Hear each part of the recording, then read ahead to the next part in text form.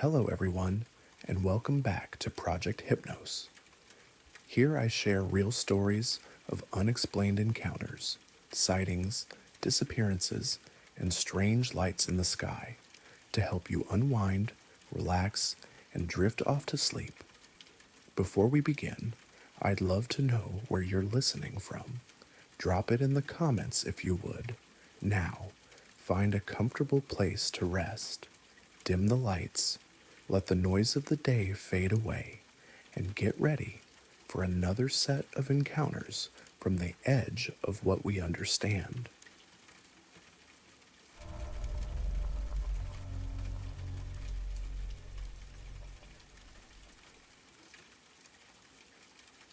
I first noticed something wrong with my reflection on a Tuesday morning in March while getting ready for work in my bathroom mirror. I was brushing my teeth, following my usual morning routine, when I saw my reflection smile in the mirror about half a second before I actually felt the muscles in my face form the expression. It was subtle enough that I initially dismissed it as a trick of lighting or the kind of optical illusion that can occur when you're not fully awake. But over the following days, I began paying closer attention to my reflection's behavior, and I noticed that the timing discrepancy wasn't limited to smiling. My reflection would begin movements slightly before I initiated them, raising my hand, turning my head, changing my facial expression, as if it were anticipating my actions rather than simply mirroring them in real time. The delay was never more than a second or two, but it was consistent and clearly observable once I started watching for it. My reflection seemed to be operating on a slightly advanced timeline, knowing what I was going to do before I was consciously aware of making those decisions myself. I tested this phenomenon systematically, standing in front of the bathroom mirror and making deliberate, random movements to see if my reflection would continue to anticipate my actions. Every time, my reflection would begin the movement fractionally before I did, reaching for objects, making gestures, even blinking, as if it had access to my intentions before they translated into conscious action. What made the experience particularly unsettling was that my reflection appeared to be making independent decisions about how to execute these anticipated movements. Sometimes the reflection's version of my actions was slightly different from what I actually did. A wave that was more enthusiastic, a smile that was broader, or a gesture that was more precise than my own. I tried surprising my reflection with sudden, unplanned movements, but even spontaneous actions were anticipated by the mirror image. No matter how quickly or randomly I moved, my reflection was always a step ahead, as if it were receiving information about my intentions through some channel that bypassed my conscious decision-making process. I consulted with an eye doctor, thinking that perhaps I was experiencing some kind of visual processing delay that was creating the illusion of temporal discrepancy. But my vision tested normal in all aspects, and the doctor found no neurological or optical conditions that would explain what I was describing. Mirrors reflect light instantaneously, Dr. Martinez explained. There's no physical mechanism that could cause a reflection to appear before the actual action occurs. What you're describing isn't consistent with how light and reflection work. But I knew what I was observing, and the anticipatory behavior of my reflection continued to occur daily during my normal interactions with mirrors throughout my house. The bathroom mirror, the bedroom mirror, even the reflection in my kitchen window. All of them showed the same pattern of my image acting slightly ahead of my actual movements. I started documenting the phenomenon with video recordings, hoping to capture evidence of the temporal discrepancy that I could analyze more objectively. But when I reviewed the footage, it showed my movements and my reflection occurring simultaneously, with no visible delay or anticipation. The cameras didn't detect the timing differences that I could clearly observe in real time. The discrepancy between what I could see directly and what the cameras recorded suggested that the phenomenon was somehow invisible to electronic sensors while remaining obvious to direct human observation. My reflection was anticipating my actions in ways that could only be perceived through normal vision rather than through technological documentation. 3 weeks after first noticing the problem, my reflection began exhibiting behavior that was clearly independent of my own actions. While I was standing motionless in front of the bathroom mirror, my reflection turned its head to look at something off to the side, even though I hadn't moved and there was nothing in that direction for me to look at. The independent movement lasted only a few seconds before my reflection returned to matching my position and movements.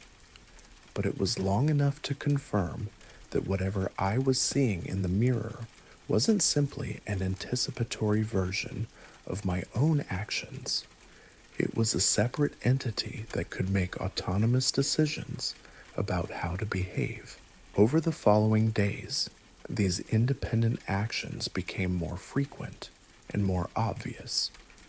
My reflection would make facial expressions that I wasn't making, gesture toward objects that I wasn't reaching for, and occasionally appear to be listening to sounds that I couldn't hear. It was clearly aware of its environment in ways that extended beyond simply mirroring my activities. The most disturbing incident occurred when I was getting dressed one morning and noticed that my reflection was wearing different clothes than I was putting on. While I was buttoning a blue shirt, my reflection was wearing a red shirt, and when I changed to match what I saw in the mirror, my reflection changed to something else entirely. It became clear that my reflection was no longer content to simply anticipate my movements. It was actively trying to influence my behavior by showing me different versions of my actions and appearance. When I followed its lead and dressed according to what I saw in the mirror, my reflection would show satisfaction through subtle changes in posture and expression. I tried avoiding mirrors entirely, covering the bathroom mirror and turning away from reflective surfaces throughout my house. But I soon discovered that my reflection was continuing its independent activities even when I wasn't looking. I could see it moving in my peripheral vision, responding to things in its environment, and apparently going about some kind of daily routine that didn't require my direct participation. When I did look directly at mirrors, my reflection would quickly resume its normal mirroring behavior, but I could tell that it was pretending rather than actually matching my movements. The timing would be slightly off, the expressions wouldn't quite match, and there was a quality of performance to its actions that suggested it was putting on an act for my benefit. I consulted with a psychologist, thinking that perhaps I was experiencing some kind of dissociative disorder or perceptual disturbance that was creating the illusion of independent reflection behavior. But psychological testing showed no signs of mental illness or conditions that would explain what I was experiencing. What you're describing sounds like a form of depersonalization, Dr. Sarah Chen explained. Some people experience a sense of disconnection from their own reflection or feel like they're observing themselves from outside their body. But the independent behavior you're reporting isn't consistent with any documented psychological phenomenon. 6 months after the phenomenon began, I've learned to coexist with my autonomous reflection, though I remain unsettled by its presence and behavior. It continues to anticipate my movements, make independent decisions, and occasionally try to influence my actions through visual suggestions and mirrors throughout my house. I've noticed that my reflection seems to have its own preferences and opinions about my daily choices. It shows approval or disapproval through subtle changes in expression and posture, and it sometimes refuses to mirror actions that it apparently doesn't agree with. So, most mysteriously, my reflection appears to be aging at a different rate than I am. Sometimes it looks younger than my actual appearance, that's sometimes older, as if it exists in a slightly different timeline where my life has progressed according to different circumstances and decisions. I don't know what my reflection has become or why it developed independence from my actual movements and behavior, but I've accepted that mirrors in my house now show a version of myself that operates according to its own agenda and timeline, serving as a window into an alternate version of my life where my decisions and actions follow different patterns than the ones I'm actually making. The reflection that smiles before I do has become a companion of sorts, sharing my daily routines while maintaining its own perspective on how those routines should be conducted. It serves as a reminder that our sense of self and identity might be more complex and multiple than we realize, and that the boundaries between who we are and who we might be are more permeable than the simple physics of light and reflection would suggest. Living with an independent reflection has taught me that mirrors might be more than just tools for observing our appearance. They might be windows into parallel versions of ourselves that exist simultaneously with our conscious identity, making their own choices and following their own timelines while remaining connected to but separate from the life we think we're living in the world outside the mirror.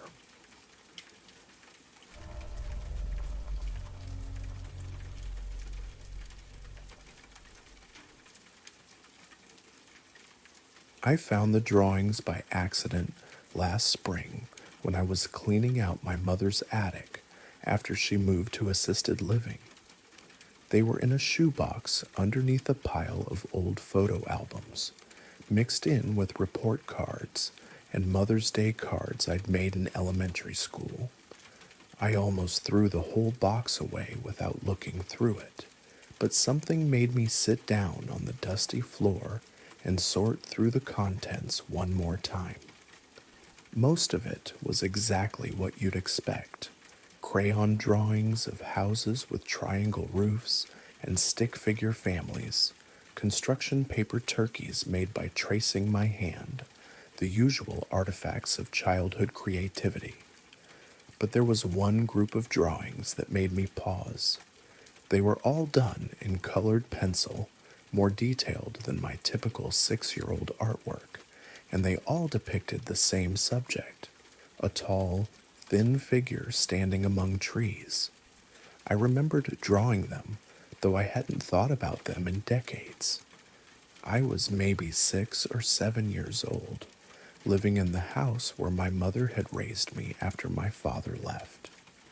It was a small ranch-style home on the outskirts of Millbrook, Vermont, backed up against several acres of mixed forest that stretched to the base of the Green Mountains. I spent most of my childhood in those woods, building forts and following deer trails, and generally treating the forest as my personal playground. But I also remembered being afraid of the woods sometimes, especially in the late afternoon when the shadows grew long and the light filtering through the leaves took on that golden, almost magical quality that makes familiar places seem suddenly foreign. I would tell my mother that there was someone in the woods, someone who watched me when I played outside. She would always ask who it was, and I would try to explain, but I never had adequate words for what I was seeing. So I drew instead. Looking at those drawings 30 years later, I was struck by their consistency.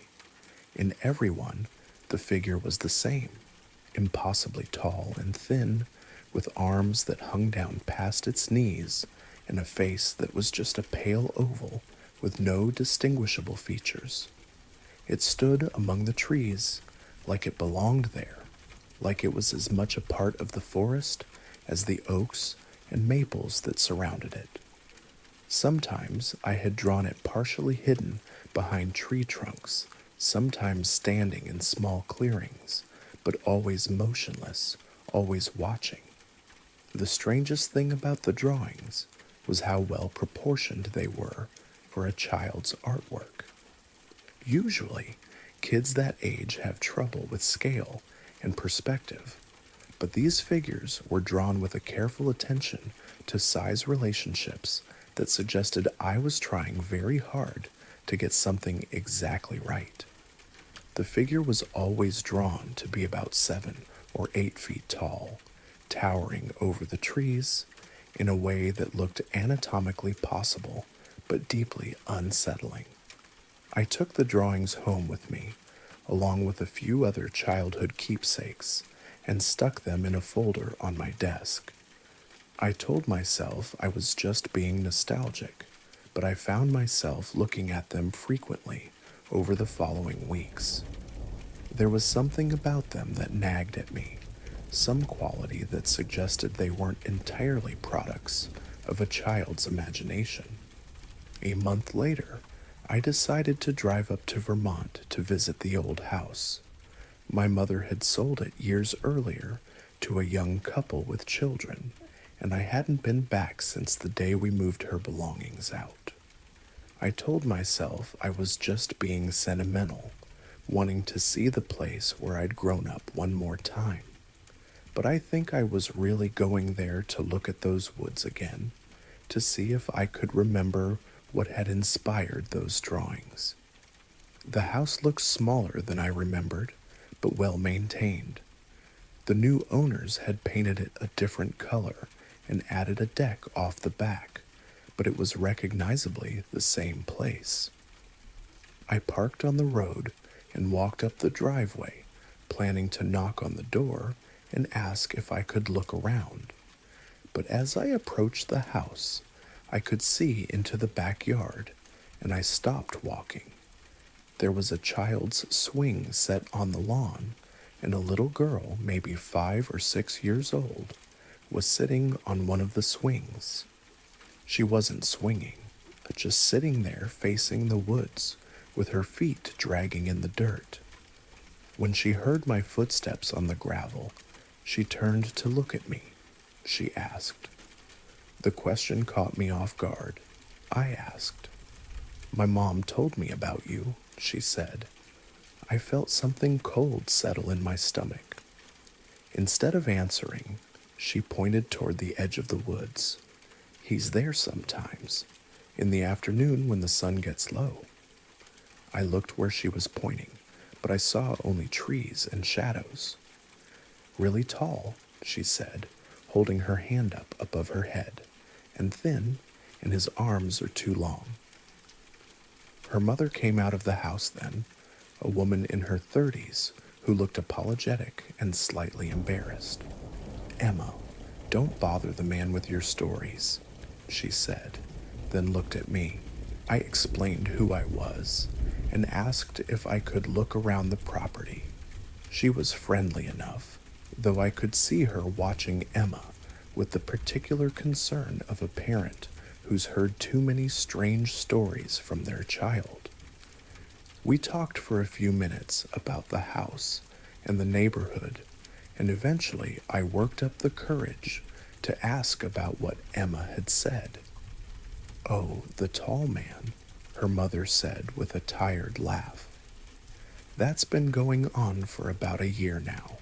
She's convinced there's someone in the woods who watches her when she plays outside. We've walked through there dozens of times, never found anything." I asked. The mother looked surprised. "How did you know that?" "Yes, she draws him constantly. Always the same thing, this impossibly tall figure standing in the trees." I asked if I could see the drawings, and she invited me inside. Emma's artwork was displayed on the refrigerator and bulletin board in the kitchen, mixed in with school assignments and family photos. But scattered among the typical childhood subjects were several drawings that made my hands shake slightly as I looked at them. They were nearly identical to the ones I had drawn 30 years earlier. The same impossibly tall, thin figure, the same careful attention to proportion and scale, the same sense that the artist was trying very hard to document something real rather than create something imaginary. Emma had even used colored pencils, just as I had, and her technique was remarkably similar to my own childhood style. "These are very detailed," I said, trying to keep my voice steady. "She spends a lot of time on them," her mother replied. I asked if I could walk through the woods, and Emma immediately volunteered to show me where she usually saw the tall man. Her mother agreed, though she insisted on coming with us. The three of us walked across the backyard to the edge of the forest, following a path that I remembered making myself decades earlier. The woods looked much the same as they had when I was a child, mixed hardwoods with thick undergrowth, crossed by old stone walls that marked property boundaries from when the area had been farmland. Emma led us to a small clearing about 100 yards from the house, a circular space maybe 20 feet across, where very little grew beneath the canopy. "This is where I see him most," she said, pointing to a spot at the far edge of the clearing. "He stands right there, between those two big oak trees. Sometimes he's there when I come out to play. Sometimes he shows up while I'm playing. But he never moves." I looked at the spot she indicated. The two oak trees were massive, probably over 100 years old, and they created a natural frame that would perfectly silhouette a tall figure standing between them. The late afternoon light was filtering through the leaves in exactly the way I remembered from my childhood, creating shifting patterns of shadow and brightness that could easily trick the eye. But as I stood there, I began to feel the same unease I had experienced as a child. There was something about that particular spot, something about the way the shadows fell between those trees that seemed to draw the eye and hold it. I found myself staring at the space between the oaks, waiting for something to move or change or reveal itself. Emma asked. I looked more carefully, letting my eyes adjust to the interplay of light and shadow. For a moment, I thought I saw something. A vertical line that seemed too straight to be natural, a pale shape that might have been a face catching the filtered sunlight. But when I blinked and looked again, there was nothing there but trees and shadows. I'm not sure, I said honestly. We walked around the clearing for a few more minutes, and I took some photos of the area with my phone. Emma showed me other spots where she had seen the tall man, always at the edge of clearings, always standing motionless among the trees. Her descriptions were remarkably consistent and surprisingly detailed for a child her age. As we walked back to the house, Emma's mother asked me quietly if I had ever seen anything unusual in those woods when I was a child. I hesitated, then told her about my own drawings, about my own childhood conviction that someone watched me from among the trees. She looked troubled but not entirely surprised. "I've been thinking about having the woods surveyed," she said. "Maybe there's something back there, an old building foundation, or some kind of structure that creates unusual shadows." She trailed off, shaking her head. I gave her my contact information and asked her to let me know if Emma saw anything else unusual. Then I drove home, thinking about those drawings and the strange consistency of a child's vision across decades. That night, I scanned Emma's drawings and compared them side by side with my own childhood artwork. The similarities were remarkable, not just in subject matter, but in style, perspective, and attention to detail. It was as if we had both been trying to document the same phenomenon, separated by 30 years, but united by a shared vision of something that lived in the shadows between the trees.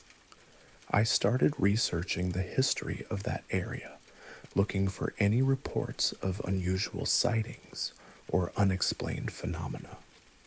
I found a few scattered accounts over the decades, hikers who reported seeing a tall figure watching them from the forest, children who drew pictures of a thin man who lived in the woods, local folklore about something that wandered the mountains.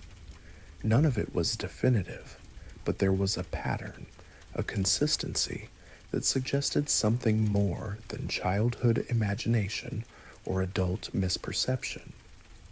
3 months later, Emma's mother called me. Emma had stopped talking about the tall man, stopped drawing pictures of him. When her mother asked why, Emma said simply that he wasn't there anymore, that he had gone somewhere else. The woods behind their house felt different now, she said, emptier. I drove up to Vermont the following weekend and walked through the forest again. Emma was right. Something had changed. The oppressive feeling of being watched was gone, replaced by the normal, peaceful atmosphere of a woodland afternoon. The clearing where Emma had seen the tall man felt like just another spot in the forest, no longer charged with the strange energy that had made it seem significant. Not that he had never existed, not that she had stopped imagining him. He had gone somewhere else, as if he were real, as if he had agency, as if he were capable of making decisions about where to be and when to be seen. I still have those drawings, both mine and photocopies of Emma's. Sometimes I look at them and try to convince myself that they're just the products of overactive childhood imaginations, influenced by shadows and stories and the human tendency to see faces in random patterns. But the consistency is too striking, the details too specific, the timing too coincidental. Something lives in those woods, something that watches children at play and inspires them to document what they see with careful, precise drawings. Something that exists at the edges of vision and understanding, revealing itself only to those young enough to accept what they see without demanding explanations. I don't know what it is, but I know it's real. And somewhere, in some other forest, some other child is probably drawing pictures of a tall, thin figure standing among the trees, trying to show the adults in their life something that can't be explained but can't be ignored.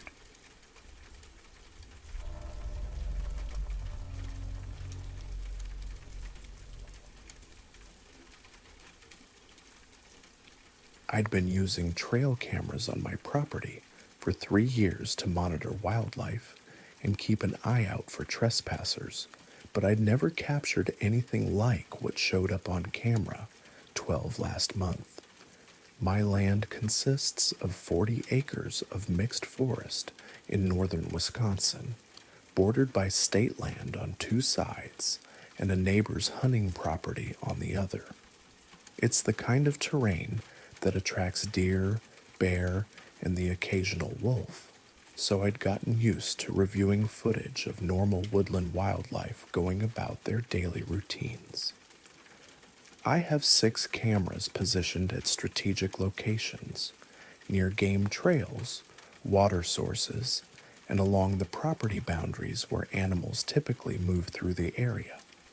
The cameras are set to record for 30 seconds when motion is detected, and they've provided me with thousands of hours of footage over the years showing deer feeding, bears investigating my property, and various smaller animals moving through their territories. On October 23rd, I was reviewing footage from camera number 4, positioned along a deer trail about half a mile from my cabin, when I found a sequence that made me rewind the recording several times to make sure I was seeing it correctly. The timestamp showed 2:47 a.m., and the infrared imaging clearly captured a figure walking through the trees in a way that was completely wrong. At first glance, it looked like a person moving through the forest, roughly human in size and general shape, walking upright on 2 legs. But as I watched more carefully, I realized that the figure was walking backward, not stumbling backward or occasionally stepping backward, but moving consistently in reverse, while maintaining perfect balance and navigation through terrain that would be difficult enough to traverse while facing forward. The figure appeared to be tall, maybe 6.5 feet, with long limbs and a gait that was fluid despite the backward movement. It moved through the forest with confidence and precision, never stumbling or hesitating despite navigating fallen logs, dense undergrowth, and uneven terrain while walking in reverse. The motion was so smooth and controlled that it almost looked like normal forward walking played in reverse, except that I could see the figure's orientation clearly through the infrared imaging. What made the footage even more unsettling was how well the figure seemed to know the terrain. It avoided obstacles, stepped over fallen branches, and navigated around trees with the kind of familiarity that suggested it had traveled this route many times before. But it was doing all of this while facing the wrong direction, moving through complex forest terrain without any apparent way to see where it was going. I saved the file and watched it dozens of times over the following days, trying to understand what I was seeing. The figure moved through the camera's field of view in about 20 seconds, traveling from southeast to northwest along what appeared to be the same deer trail that the camera was positioned to monitor. But unlike the deer and other animals I'd recorded on the same trail, this figure seemed to be using the path while facing the opposite direction from its travel. I checked the footage from my other cameras for the same time period, hoping to get additional angles or see where the figure had come from or where it was going. Camera number 3, positioned about 200 yards northwest of camera 4, showed the same figure passing through its field of view about 6 minutes later, still walking backward with the same confident, fluid motion. The timing was consistent with someone traveling between the 2 camera locations, and the direction matched the northwest trajectory I'd observed in the first recording. But the figure maintained its backward walking throughout the journey, never turning around or changing its orientation, despite traveling through increasingly difficult terrain. Over the next week, I reviewed footage from previous months to see if I'd missed similar recordings. What I found was a pattern of backward walking encounters that I'd somehow overlooked during my regular reviews of camera footage. The same figure, or figures very similar to it, had been recorded moving through my property every few weeks for at least 6 months. Each recording showed the same characteristics: tall, humanoid figures walking backward through the forest with unnatural confidence and precision. They always traveled the same general route, moving from southeast to northwest along deer trails and other natural pathways, and they always appeared during the early morning hours, typically between 2 a.m. and 4 a.m., when most wildlife activity was minimal. What disturbed me most was the realization that these figures had been regularly traversing my property for months without my knowledge. I spent considerable time outdoors, hunting and hiking through the same areas where they were being recorded, but I'd never encountered any signs of human presence or unusual activity. I started paying closer attention to the areas where the cameras had recorded the backward walking figures, looking for footprints, disturbed vegetation, or other physical evidence of their passage. But despite the clear video evidence of regular travel through these locations, I found no tracks, no broken branches, no signs that anything had passed through the forest. The lack of physical traces was as puzzling as the backward walking itself. Normal human movement through forest terrain leaves obvious signs: compressed soil, scuffed bark, broken twigs, disturbed leaf litter. But the areas where I'd recorded these figures showed no evidence of recent passage, despite multiple recordings over several months. I installed additional cameras along the route the figures appeared to be following, hoping to get better documentation of their behavior and possibly determine where they were coming from or going to. The enhanced coverage provided more detailed footage, but it also raised new questions about what I was observing. The backward walking figures appeared to be following specific paths with remarkable consistency, using the same routes night after night, but always traveling in the reverse direction. They moved through areas where forward-walking humans would need to use their hands for balance or support, but these figures navigated complex terrain using only their feet while facing away from their directions of travel. Most unsettling was footage from camera number 6, positioned near the northern boundary of my property, which showed multiple figures traveling in single file, all walking backward in perfect synchronization. The group consisted of what appeared to be 3 individuals, maintaining exact spacing and identical gait patterns while moving through dense forest terrain that would challenge experienced hikers traveling in normal forward orientation. I tried to research similar phenomena online, looking for reports of backward walking figures or unusual humanoid sightings in forested areas. What I found was a scattered collection of accounts from other property owners who had recorded similar footage on their trail cameras: tall figures moving through wilderness areas in reverse, always during nighttime hours, always leaving no physical traces of their passage. The reports came from various regions: Minnesota, Michigan, northern Maine, and parts of Canada, but they shared consistent details. The figures were always tall and humanoid, always walked backward with impossible confidence and precision, and always appeared to be following specific routes through forested terrain. Most accounts mentioned the complete absence of physical evidence, despite clear video documentation. One account from a hunter in Minnesota included details that matched my own observations exactly. He described months of footage showing backward walking figures using the same trails repeatedly, moving through his property with familiarity that suggested long-term knowledge of the terrain.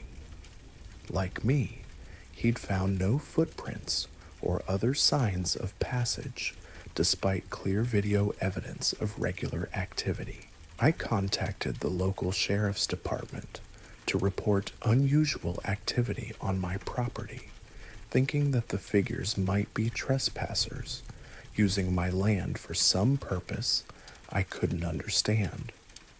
But when I showed them the trail camera footage, the deputies seemed skeptical about the significance of what I'd recorded. Could be hunters or hikers who are trying to confuse their scent trail, one deputy suggested. Sometimes people walk backward to throw off tracking dogs or to disguise their direction of travel. But the explanation didn't account for the precision and confidence of the backward movement, the complete absence of physical traces, or the consistent timing and routes that suggested systematic rather than random activity. The figures I'd recorded were clearly familiar with the terrain and comfortable with their unusual method of travel. The backward walking figures continue to appear on my trail cameras every few weeks, following the same routes with the same impossible confidence. I've learned to expect them as a regular feature of my properties as nighttime activity, though I still can't explain how they navigate so precisely while facing away from their direction of travel. I've stopped trying to find physical evidence of their passage, accepting that whatever I'm recording operates according to rules that don't apply to normal human movement through wilderness areas. The figures exist in my camera footage as proof that something travels through these forests using methods that challenge basic assumptions about navigation and spatial orientation. Sometimes I wonder if the backward movement serves some purpose I don't understand, perhaps a way of moving through the landscape that provides capabilities or advantages that forward movement doesn't offer.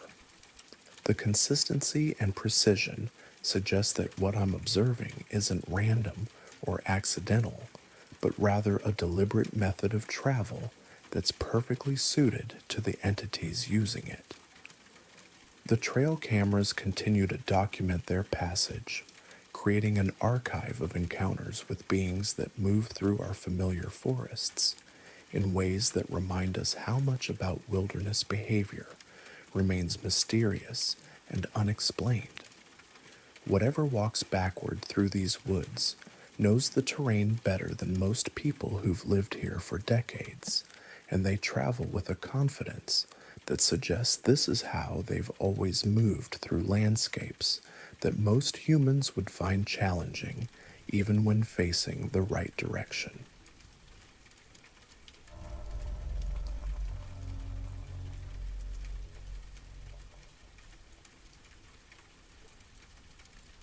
I was riding the late bus home from my evening shift at the hospital when an elderly woman sitting across the aisle handed me a folded piece of paper. She didn't say anything, just leaned over, placed it in my hand, and gave me a small nod before returning to look out the window. I'd noticed her when I got on, probably in her 70s, wearing a faded green coat and carrying a canvas bag that looked like it had seen decades of use. The bus was nearly empty, just the two of us, and maybe 3 other passengers scattered throughout the seats. It was the kind of quiet Tuesday night ride where people keep to themselves, so her gesture was unexpected but not alarming. I assumed she was handing me a piece of litter or maybe a religious pamphlet, the kind of thing that sometimes gets passed around on public transit. When I unfolded the paper, I found a pencil drawing of a house. Not just any house, my house.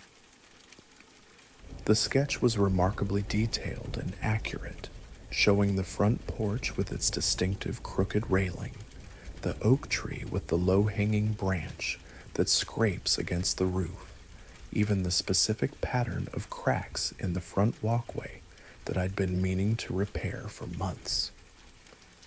I looked up at the woman, but she was still gazing out the window, apparently lost in thought or deliberately avoiding eye contact. I wanted to ask her about the drawing, how she knew where I lived, why she'd drawn my house, whether this was some kind of mistake, but something about her posture suggested she didn't want to be approached. The drawing was done with careful attention to architectural details that would only be visible to someone who had spent considerable time observing the property. The proportions were correct, the windows were positioned accurately, and even small features like the loose shutter on the second floor and the garden gate that hangs slightly askew were depicted with precision. What made the drawing particularly unsettling was that it showed things I was certain couldn't be seen from the street. The back deck was visible in the sketch, along with the small shed in the rear yard and the specific arrangement of flower beds that my neighbor had planted along our shared fence line. These features were blocked from public view by the house itself and by privacy fencing. I studied the woman more carefully, trying to determine if I recognized her from my neighborhood or if there was any chance we'd met before. But she was completely unfamiliar, and I was certain I'd never seen her in my area. Our neighborhood was small enough that I knew most of the residents by sight, especially someone of her age who would stand out during regular walking hours. The bus reached my stop, and I had to decide whether to get off or stay on to continue the conversation. As I stood up, the woman finally looked directly at me and spoke for the first time. "Be careful with the basement stairs," she said quietly. "The third step from the bottom is loose." Then she returned to looking out the window, clearly indicating that the conversation was over. I got off the bus with the drawing in my hand, watching through the window as it pulled away. The woman didn't look back. When I got home, I immediately checked the basement stairs, something I hadn't thought to examine in the 6 months since I'd moved into the house. The third step from the bottom was indeed loose, wobbling noticeably when I tested it with my weight. It wasn't dangerous yet, but it was definitely something that needed to be repaired before it became a safety hazard. I spent the rest of the evening examining the drawing more closely and trying to understand how a stranger could have acquired such detailed knowledge of my property. The sketch included interior details that were visible through windows, suggesting the artist had spent considerable time observing the house from multiple angles. The level of detail was so accurate that I began to wonder if the woman was connected to the previous owner, perhaps a relative or friend who was familiar with the property from before I'd purchased it. But the drawing included recent changes I'd made, a new mailbox, different porch furniture, garden modifications that wouldn't have been known to someone whose knowledge was limited to the house's previous configuration. I asked my neighbors if they recognized the woman from my description, but no one had seen anyone matching her appearance in the area. I also checked with the bus company to see if they had any information about regular passengers who might ride that route, but they couldn't provide details about individual riders. Over the following weeks, I found myself paying closer attention to people on the bus and in my neighborhood, hoping to encounter the woman again so I could ask her about the drawing and her knowledge of my house. But I never saw her again, despite taking the same bus route every weeknight for months afterward.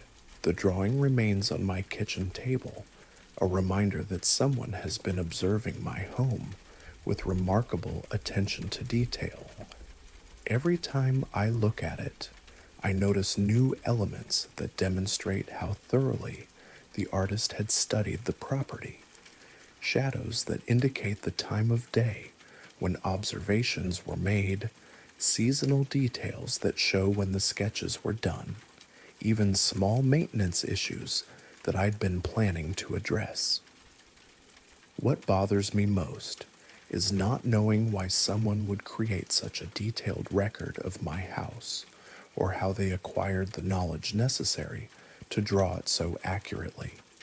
The warning about the basement stairs suggests that the woman was genuinely concerned about my safety, but her method of communication was so indirect and mysterious that it raised more questions than it answered. I've become more conscious of my home's visibility from various angles, wondering how much of my daily routine might be observable to someone who was paying careful attention. The drawing serves as a reminder that privacy is more limited than we assume, and that people can acquire detailed knowledge about our lives through patient observation that we're not aware is occurring. Sometimes I wonder if the woman was trying to tell me something more than just a warning about loose stairs, perhaps communicating that my house has been under observation for reasons I don't understand.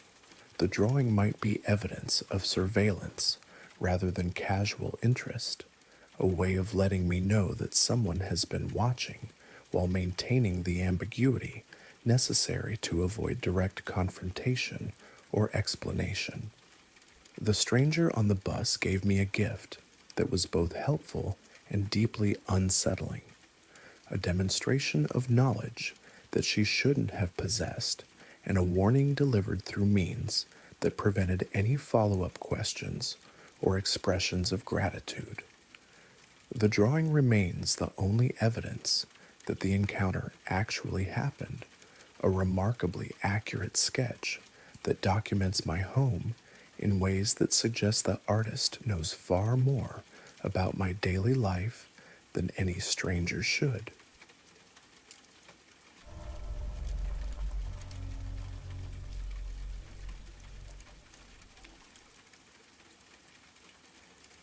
My grandfather left me very little when he died, just some old tools, a collection of books about astronomy, and a pocket watch that seemed completely unremarkable except for the fact that it had stopped working decades ago.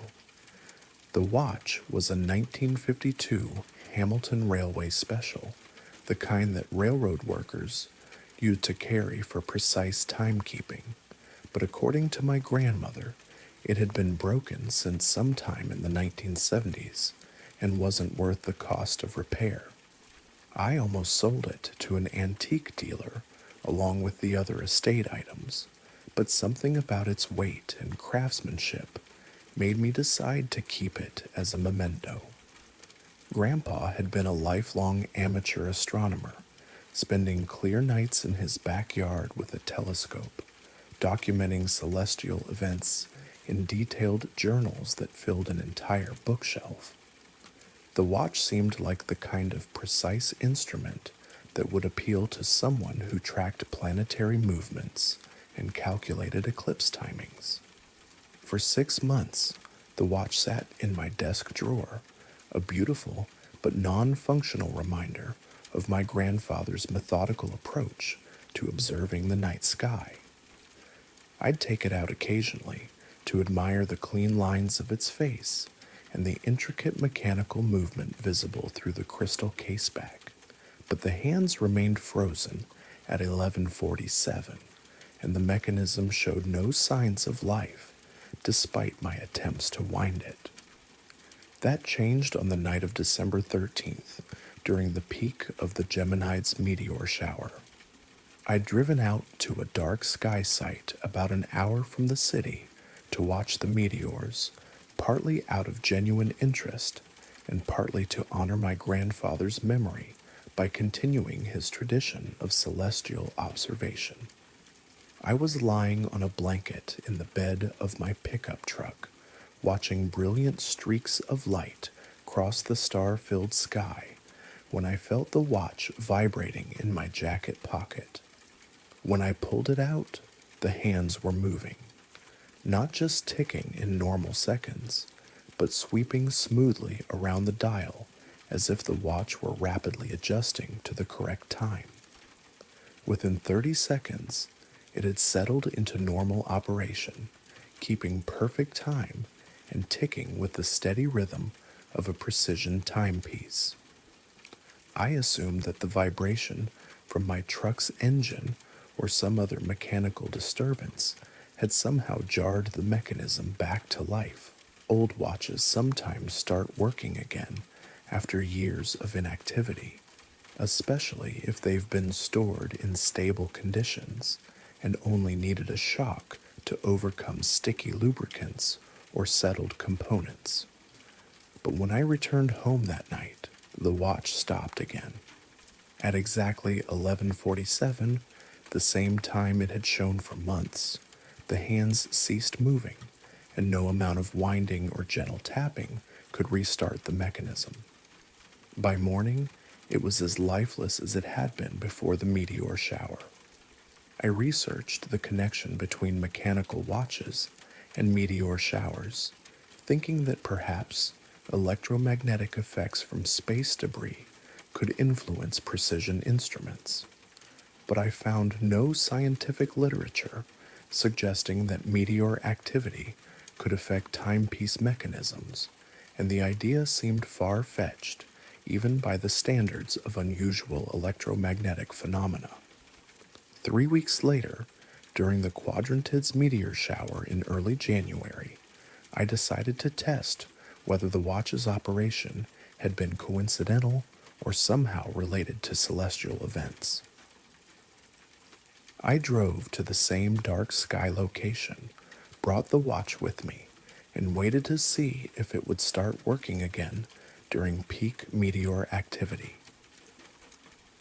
Around 2 a.m., when meteors were appearing at their most frequent rate, the watch began ticking again.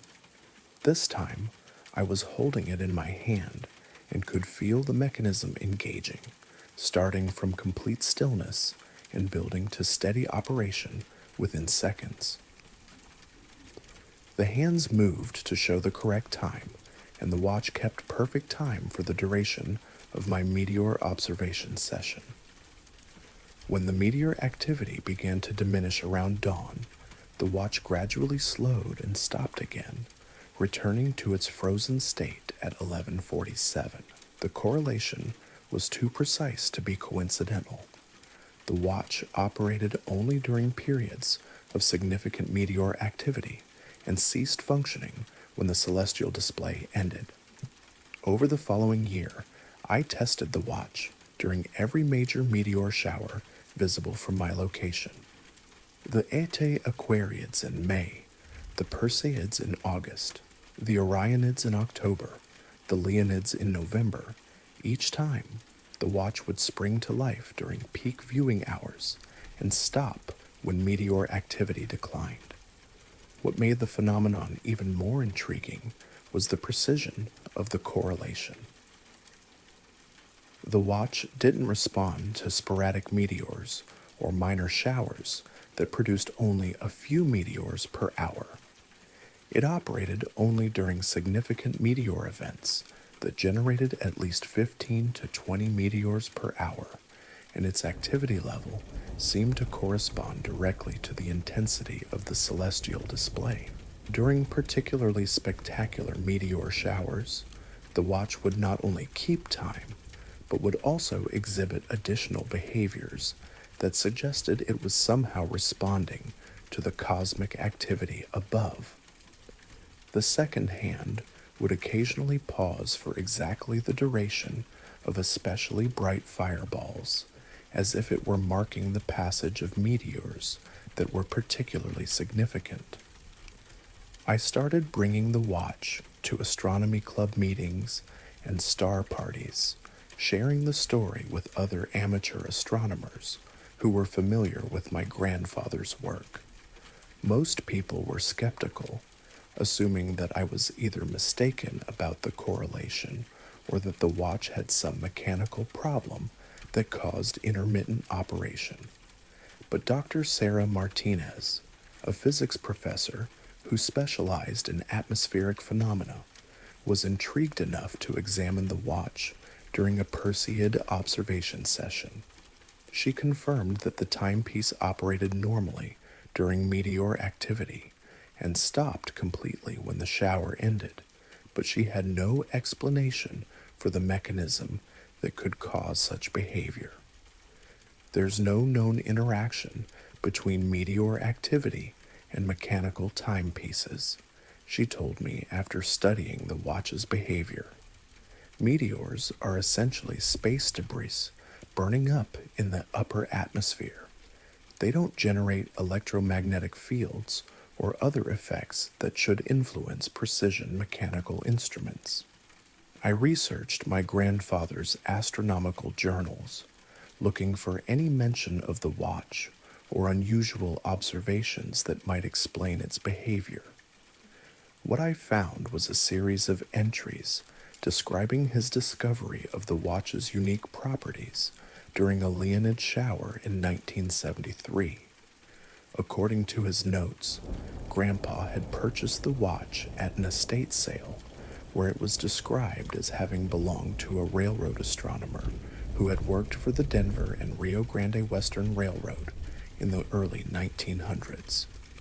The previous owner had reportedly used the watch to time celestial events, but the estate sale documentation provided no details about why a railroad timepiece would be useful for astronomical observations.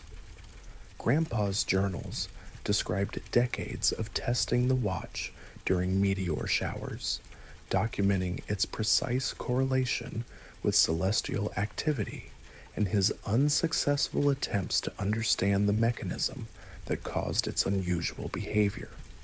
He'd consulted with watchmakers, physicists, and other astronomers, but no one could explain how a mechanical timepiece could be sensitive to meteor shower activity. The most intriguing entry was from 1979, when Grandpa wrote about noticing that the watch seemed to anticipate meteor activity by a few minutes, beginning to tick before meteors became visible and continuing to operate slightly longer than the observed shower duration. He speculated that the watch might be responding to cosmic phenomena that preceded or accompanied meteor displays but weren't visible to ground-based observers. I started paying closer attention to the watch's timing during meteor showers, and Grandpa's observations proved accurate. The watch would typically begin operating 5 to 10 minutes before I could see meteors with the naked eye, and it would continue running for several minutes after meteor activity had apparently ended.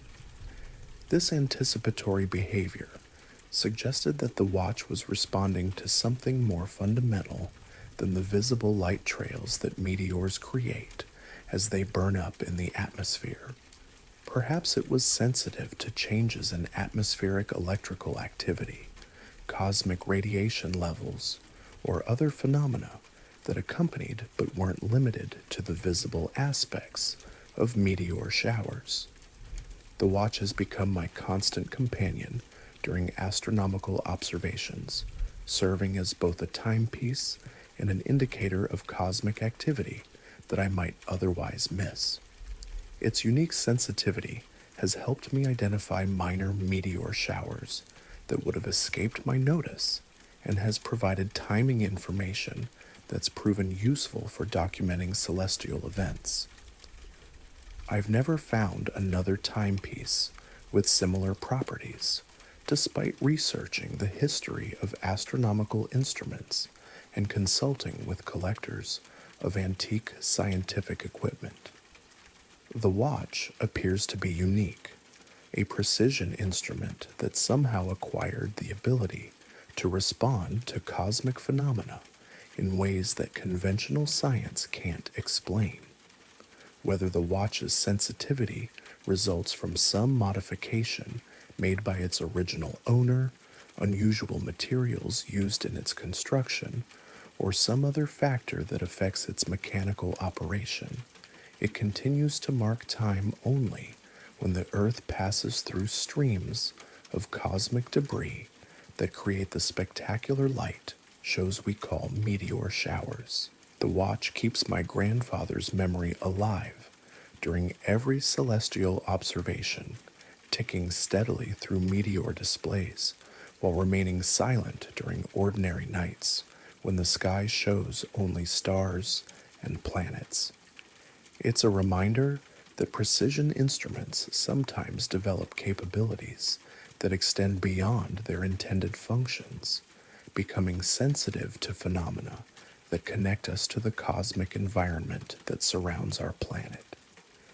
When meteors streak across the dark sky, my grandfather's watch marks their passage with mechanical precision, keeping time for events that began millions of years ago when comets shed the debris that eventually intersects Earth's orbit and creates the celestial displays that have fascinated humans for millennia. In those moments, the watch serves as a bridge between human timekeeping and cosmic time, measuring minutes and hours that are meaningful only in the context of our planet's journey through space filled with the ancient remnants of solar system formation.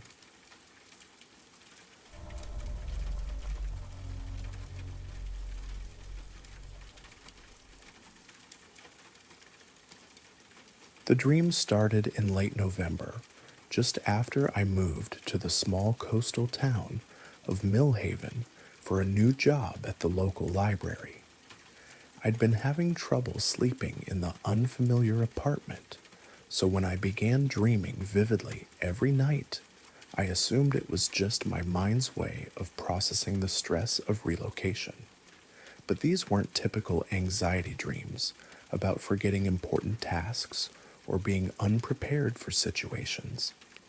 They were all variations of the same recurring image: a tall, slender tower rising from a rocky promontory beside dark water. In the first dream, I was standing on a beach looking up at this tower, which appeared to be made of weathered stone blocks fitted together with extraordinary precision. It was maybe 8 or 9 stories tall, perfectly cylindrical, with no visible windows or doors. At its top was a structure that looked like it might once have been a lighthouse lens housing, though no light emanated from it. The tower stood alone against a gray sky, surrounded by choppy water on 3 sides, connected to the mainland by a narrow strip of rocks. Each night, the dream would vary slightly, but the tower remained constant.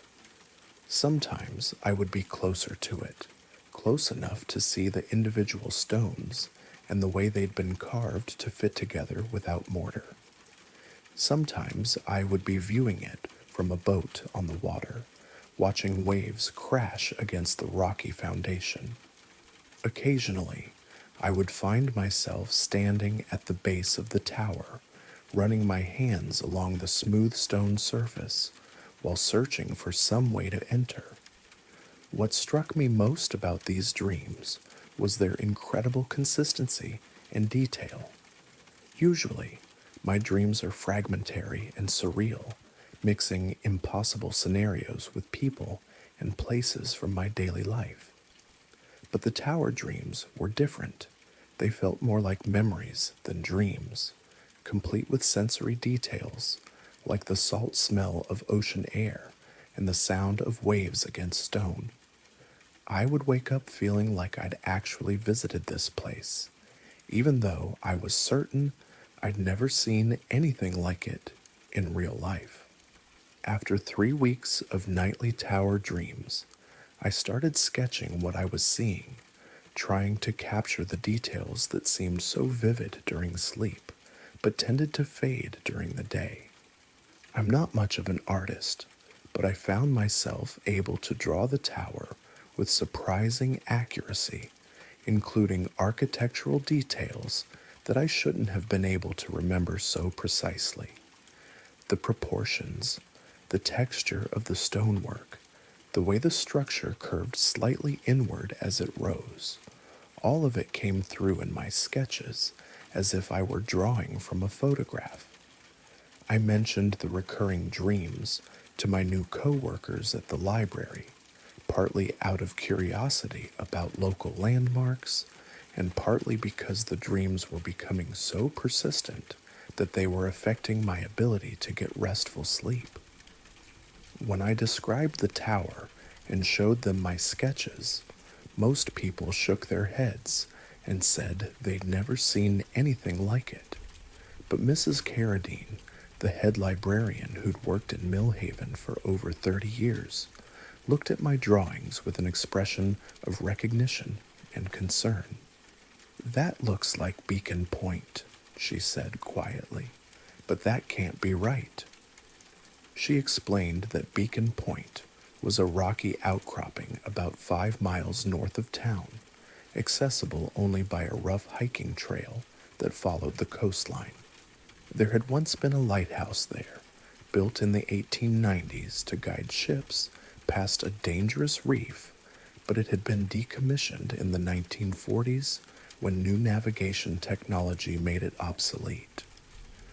The lighthouse had been demolished in the 1950s, and now there was nothing at Beacon Point except the concrete foundation and some scattered stones. Mrs. Carradine's description didn't match what I was seeing in my dreams. The tower in my nocturnal visions was clearly intact and appeared to be in good condition, not the ruins of a demolished lighthouse. But something about her mention of Beacon Point resonated with me in a way I couldn't explain. I felt a strong compulsion to visit the site to see for myself what remained of the original lighthouse. That Saturday, I drove to the trailhead and began the hike to Beacon Point. The trail was poorly maintained and clearly not used frequently, winding through dense coastal forest before emerging onto rocky cliffs that offered spectacular views of the ocean. The hike took about an hour and a half, and by the time I reached the end of the trail, I was questioning whether I was following the right path. Then I crested a small rise and saw Beacon Point spread out before me, and I felt my breath catch in my throat. The promontory looked exactly as it had appeared in my dreams. The same rocky outcropping, the same narrow connection to the mainland, the same dramatic position overlooking dark water. But instead of the intact tower I'd been dreaming about, I found only ruins. Crumbling concrete foundations marked where the lighthouse had once stood, and scattered blocks of dressed stone were partially hidden by decades of vegetation growth. I spent an hour exploring the ruins, trying to reconcile what I was seeing with the vivid dreams that had brought me here.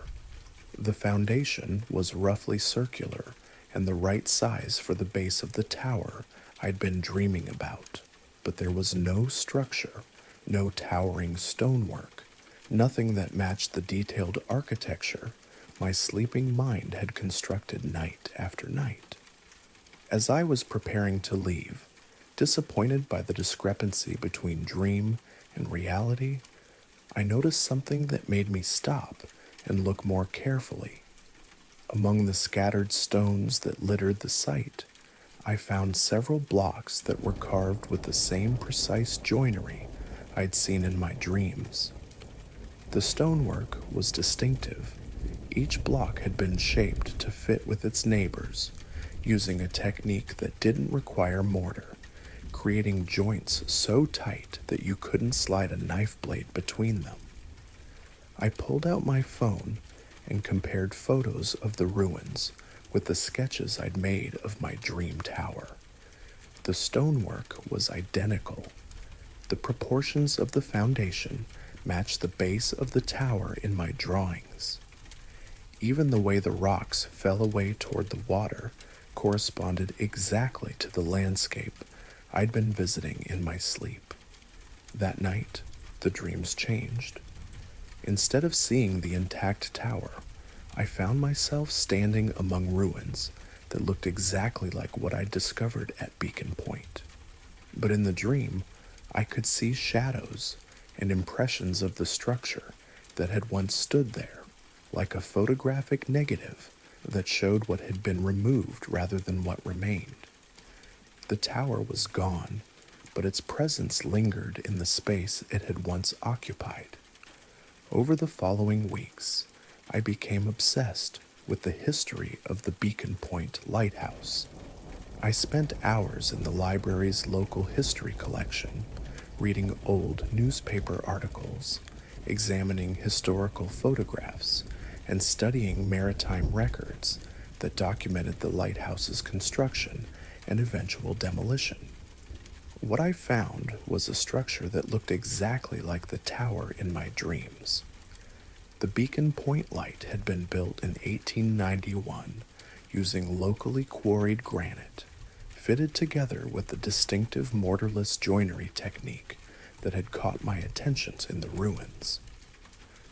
Historical photographs showed a tall, cylindrical tower that matched my dream sketches in every detail, from its proportions to the lens housing at its top.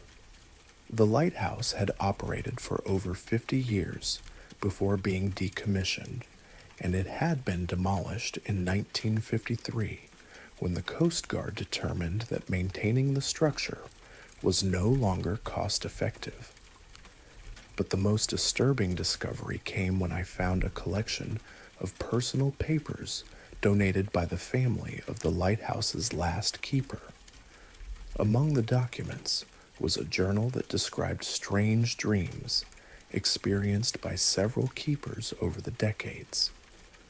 Multiple men had reported recurring dreams about the lighthouse appearing in perfect condition long after it had fallen into disrepair, dreams so vivid that they would wake up believing they were still on duty at a functioning station. One entry, dated 1949, described dreams that were nearly identical to mine. I see the light as it was in its glory days, every stone perfect, the lens gleaming like it's just been polished.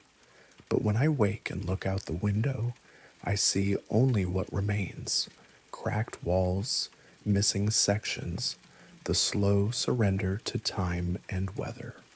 I realized that I had been experiencing the same phenomenon that had affected the lighthouse keepers, dreams that showed not what existed in the present, but what had existed in the past, as if the location itself retained some kind of memory that could be accessed through sleep. The tower in my dreams wasn't a fantasy or a symbolic representation. It was an accurate depiction of a structure that had once stood on that exact spot, preserved in some way that allowed certain people to experience it decades after its physical destruction. The dreams gradually faded over the following months, occurring less frequently until they stopped altogether. But my understanding of the relationship between place and memory had been fundamentally altered. I had experienced firsthand how locations can retain impressions of their past, how the landscape itself can hold onto images of what has been built and destroyed, what has been loved and abandoned. I still visit Beacon Point occasionally, hiking out to the ruins and sitting among the scattered stones while looking out over the water. Sometimes, in the late afternoon when the light is just right, I can almost see the tower as it once was, tall and proud and purposeful, standing guard over dangerous waters. But I know that what I'm seeing is just the interplay of memory and imagination, the echo of dreams that showed me a past I never lived but somehow experienced. The experience taught me that some places are more than just geographical locations. They're repositories of human experience, keepers of stories that continue long after the physical evidence has crumbled away. And sometimes, if you're sensitive to such things, if you sleep in the right place at the right time, you might find yourself visiting these preserved moments, walking through dreams that are actually memories belonging to the landscape itself. I never learned why I was susceptible to these particular dreams, why Beacon Point chose to share its memories with someone who had no connection to its history. But I'm grateful for the experience, for the chance to see something beautiful that had been lost, to understand that destruction isn't always final, and that some things endure in ways we don't expect or fully understand. The tower may be gone, but it continues to exist in the dreams of those who are called to witness what once was, keeping alive the memory of human ambition and the enduring beauty of structures built to guide travelers safely through dangerous waters.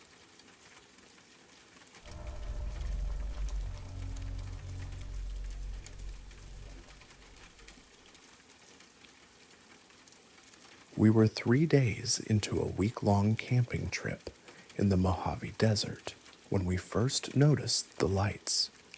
My girlfriend Rachel and I had driven out from Los Angeles to spend time at a remote camping area about 40 miles northwest of Joshua Tree, far enough from civilization to experience the kind of darkness that makes the Milky Way visible as a bright band across the night sky. It was early October, and the desert nights were perfect for sitting around a campfire and enjoying the profound quiet that comes with being truly alone in wilderness. Our campsite was positioned in a small valley between low hills covered with Joshua trees and scattered boulders, with clear sight lines in all directions and no signs of human presence anywhere on the horizon. We'd chosen the location specifically for its isolation.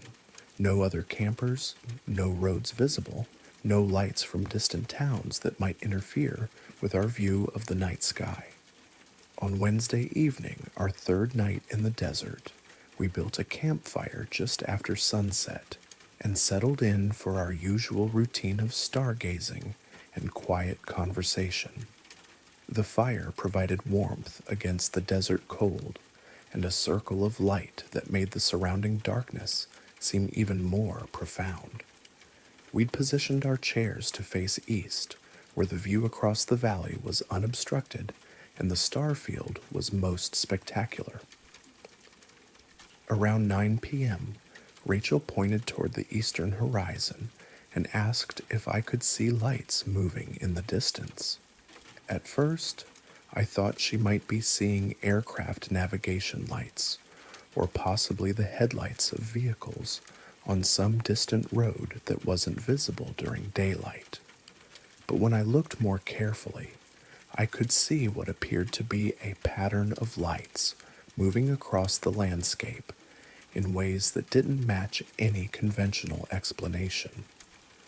There were maybe 6 or 8 individual lights, each one appearing as a bright point that was clearly artificial rather than a star or planet.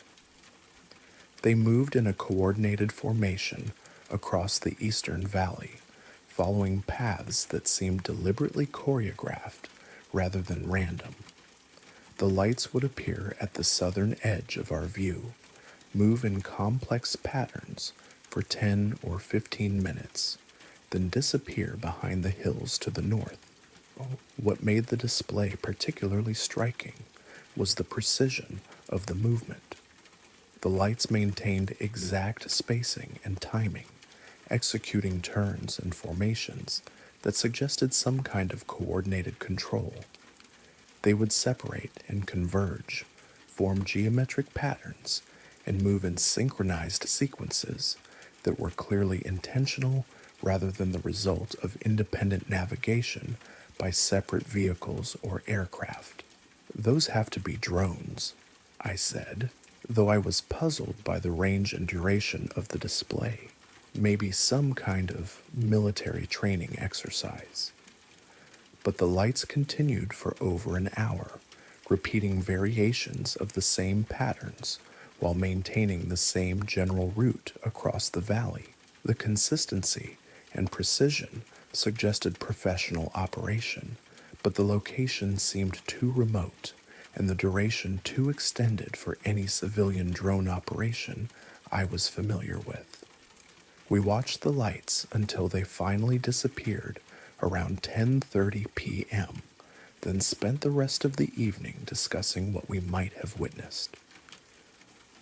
The closest military installation was Edwards Air Force Base, over 100 miles away, but we knew that military exercises sometimes occurred in remote desert areas. The display had been impressive, but not necessarily mysterious, just unusual enough to be interesting.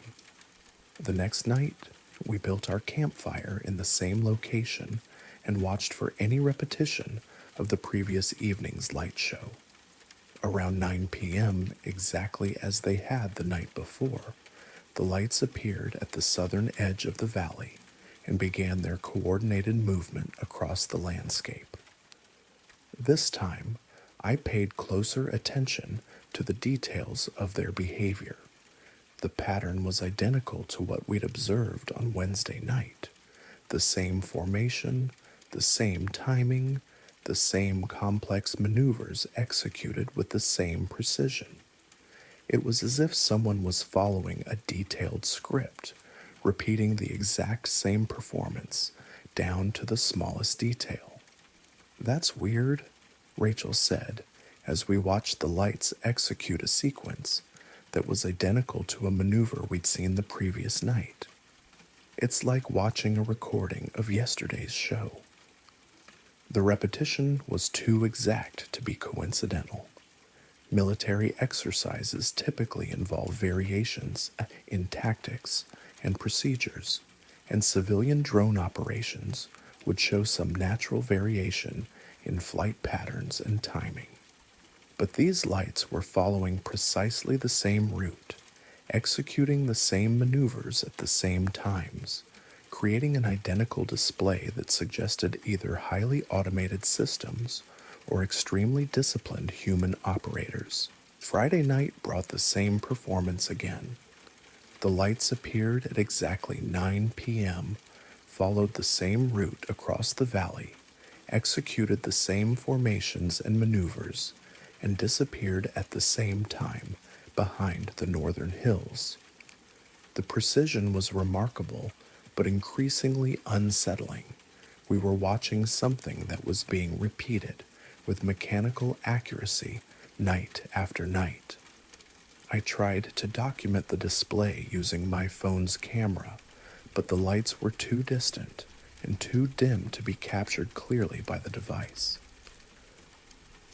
The images showed only vague points of light that could have been anything, providing no useful documentation of the coordinated movement and formation patterns we were observing.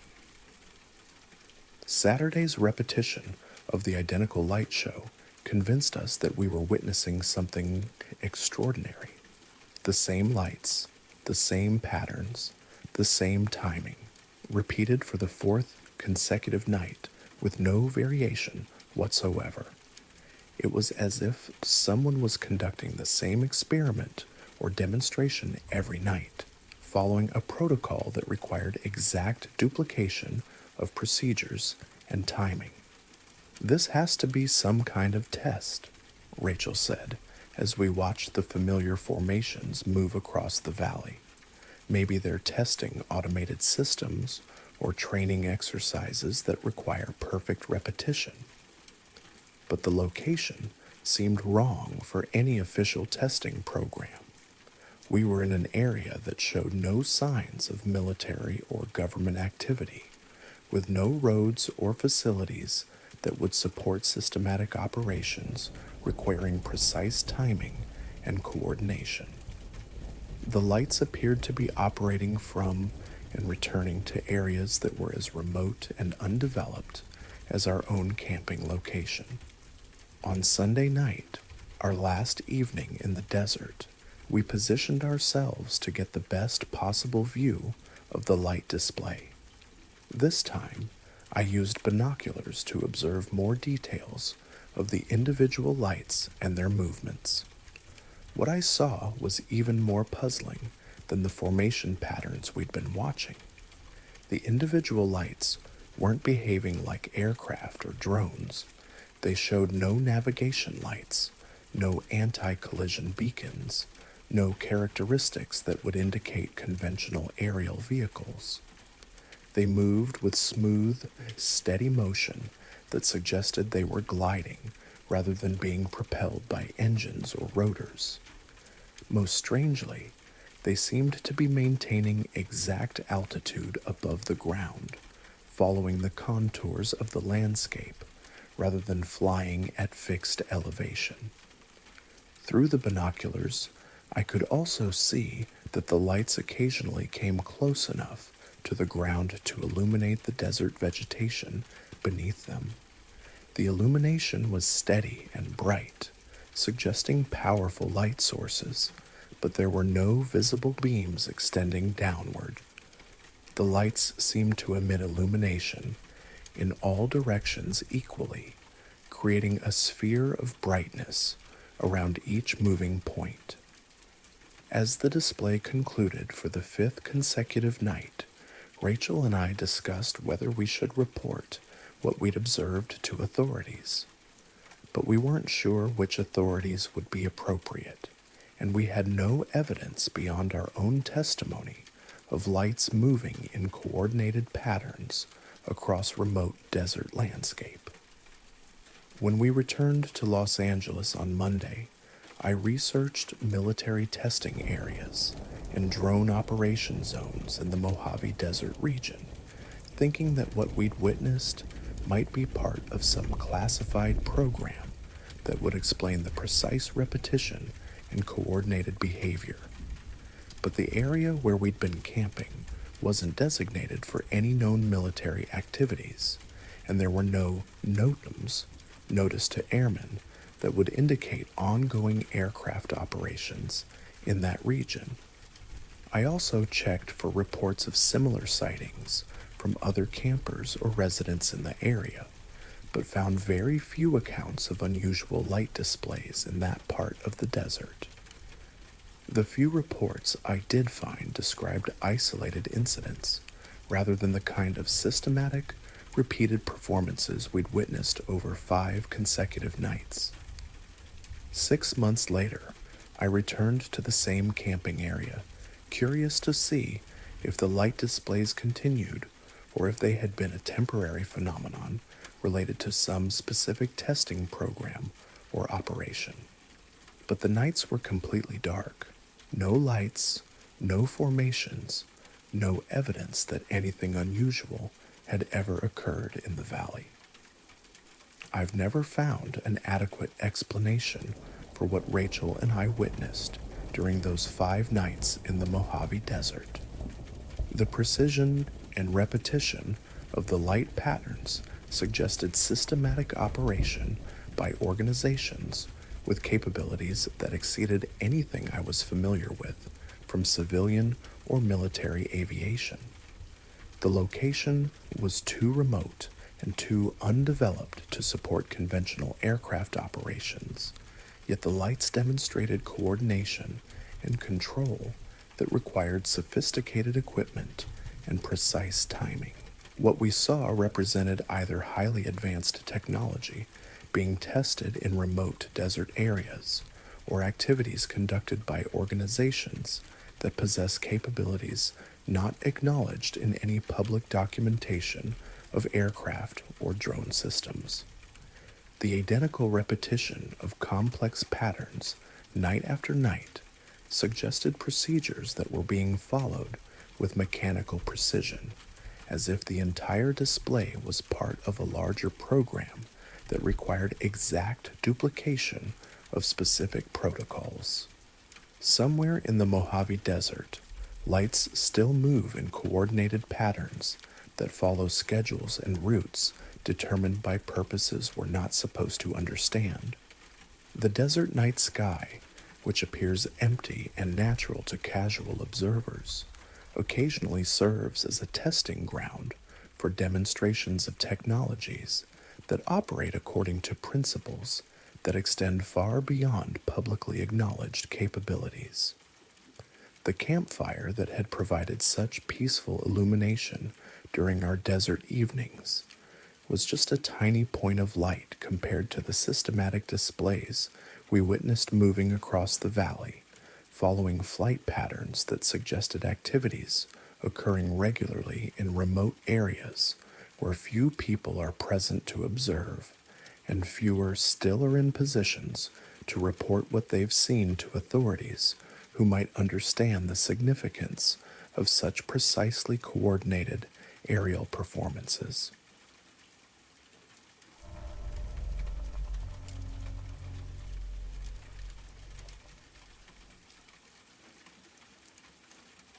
The trail we were following wasn't on any official map.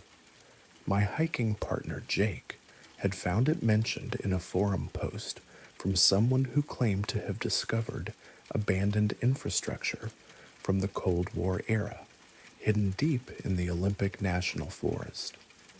As amateur radio enthusiasts, we were both fascinated by the idea of finding old transmission equipment, so we'd planned a 3-day backpacking trip to search for whatever might be out there. The trailhead was about 40 miles west of Port Angeles, at the end of a logging road that hadn't seen maintenance in years. We'd driven as far as we could in Jake's pickup truck, then loaded our packs and started hiking into terrain that felt increasingly remote with every mile. The forest was thick with Douglas fir and western hemlock, and the understory was dense enough that we could barely see 50 feet in any direction. We'd been hiking for about 6 hours when we found the first sign that we were on the right track, a concrete foundation overgrown with moss and ferns, barely visible beneath decades of forest debris.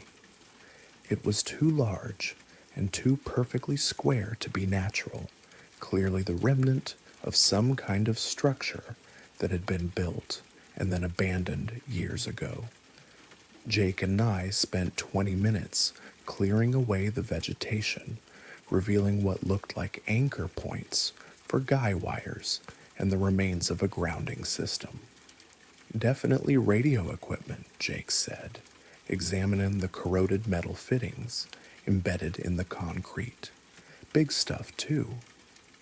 We followed a barely visible path leading away from the foundation, marked by the occasional piece of rusted cable or ceramic insulator hanging from tree branches. The trail wound uphill through increasingly steep terrain, and after another 2 hours of climbing, we reached a ridge that offered our first clear view of the surrounding landscape. That's when we saw the tower. It was about half a mile away, rising from a small clearing on an adjacent ridge. From our vantage point, it looked like a standard radio tower, maybe 200 feet tall, lattice construction, with what appeared to be several antenna arrays mounted at different levels. What struck us immediately was how well maintained it looked. The metal appeared to be in good condition, with no obvious rust or structural damage, and the guy wires were taut and properly tensioned. "That's strange," I said, studying the tower through binoculars. Jake was checking his GPS unit, trying to correlate our position with the topographic maps we'd brought. "According to this, there's nothing here. No roads, no structures, nothing." We decided to make camp where we were and approach the tower in the morning when we'd have better light and more energy. As we set up our tents, we could see a faint red light blinking at the top of the tower, the standard aircraft warning beacon that all tall structures are required to have.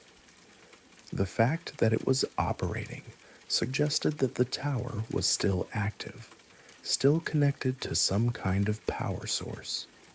After dinner, Jake pulled out his portable radio scanner and started cycling through frequencies, listening for any transmissions that might be coming from the tower. For the first hour, we heard nothing but the usual mix of commercial broadcasts, aviation communications, and amateur radio chatter.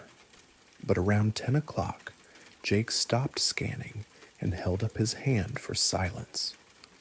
"Listen to this," he said, adjusting the volume. The signal was strong and clear, coming from somewhere in the high-frequency range. It was a human voice, male, middle-aged, speaking in a calm, measured tone that suggested he was reading from prepared text. But the content of the transmission was unlike anything either of us had heard before. Temperature readings remained stable at -7 degrees Celsius, 92 inches, and falling slowly. Wind speed is 8 knots from the northwest. Solar radiation levels are within normal parameters. Time is 20:200 hours, Pacific Standard Time. The voice stopped, and the frequency went silent. Jake and I looked at each other, both of us thinking the same thing. "Weather reports," I said. Jake added, "This frequency isn't monitored by the National Weather Service. It's not on any of the standard emergency bands." We stayed up until midnight, listening for the next transmission. At exactly 11 p.m., the same voice returned with another weather report, delivered in the same calm, professional tone. The data was precise and detailed, covering atmospheric conditions, temperature variations at different altitudes, and solar activity levels. It sounded like the kind of information you might hear from a research station in Antarctica or a remote military installation. The next morning, we broke camp early and hiked toward the tower. The terrain was more difficult than it had appeared from a distance, and it took us 3 hours to cover the half-mile of ridges and valleys that separated us from our destination. When we finally reached the clearing where the tower stood, we found something that didn't match what we'd observed from afar. The tower itself was exactly as it had appeared through binoculars, tall, well-maintained, and obviously functional. But the support buildings at its base were in a state of decay that suggested they'd been abandoned for decades. There were 3 concrete block structures arranged around the base of the tower, all with their roofs partially collapsed and their walls crumbling from years of exposure to the elements. Jake and I approached the buildings cautiously, unsure whether we might encounter security systems or caretakers. But the place felt deserted, with that particular quality of emptiness that comes with long abandonment. Weeds grew through cracks in the concrete, and the doorways were blocked by debris that had accumulated over many seasons. The largest building appeared to have housed the main transmitting equipment. Through a broken window, we could see racks of electronic gear covered in dust and debris, their metal cases corroded and their connections long since failed. It was clearly non-functional, the kind of vintage equipment that might have been state of the art in the 1960s, but had been obsolete for decades. But the tower itself was definitely active. We could hear a faint humming sound coming from the base, where heavy cables disappeared into a concrete vault that was sealed with a steel cover we couldn't remove. Every hour, we could hear the click of relays engaging, followed by the brief burst of radio transmission that we'd been monitoring the night before. Jake wondered aloud. There are no electrical lines out here, no generators that I can see. We spent the rest of the day exploring the area around the tower, looking for clues about its purpose and operation. We found the remains of what might have been living quarters, a small building that had once contained bunks and a kitchen. There was also a structure that looked like it had been used for vehicle maintenance, with a concrete floor stained by decades-old oil spills. Most intriguingly, we discovered a partially buried cable that led away from the tower site toward the deeper forest. The cable was modern, much newer than the abandoned buildings, and it disappeared into a conduit that had been carefully camouflaged with natural materials. Jake and I followed it for about a quarter mile before losing the trail in dense underbrush. That evening, we camped in the clearing next to the tower, listening to the hourly weather broadcasts and trying to piece together what we'd found. The transmissions continued like clockwork, precise, professional, and utterly pointless as far as we could determine.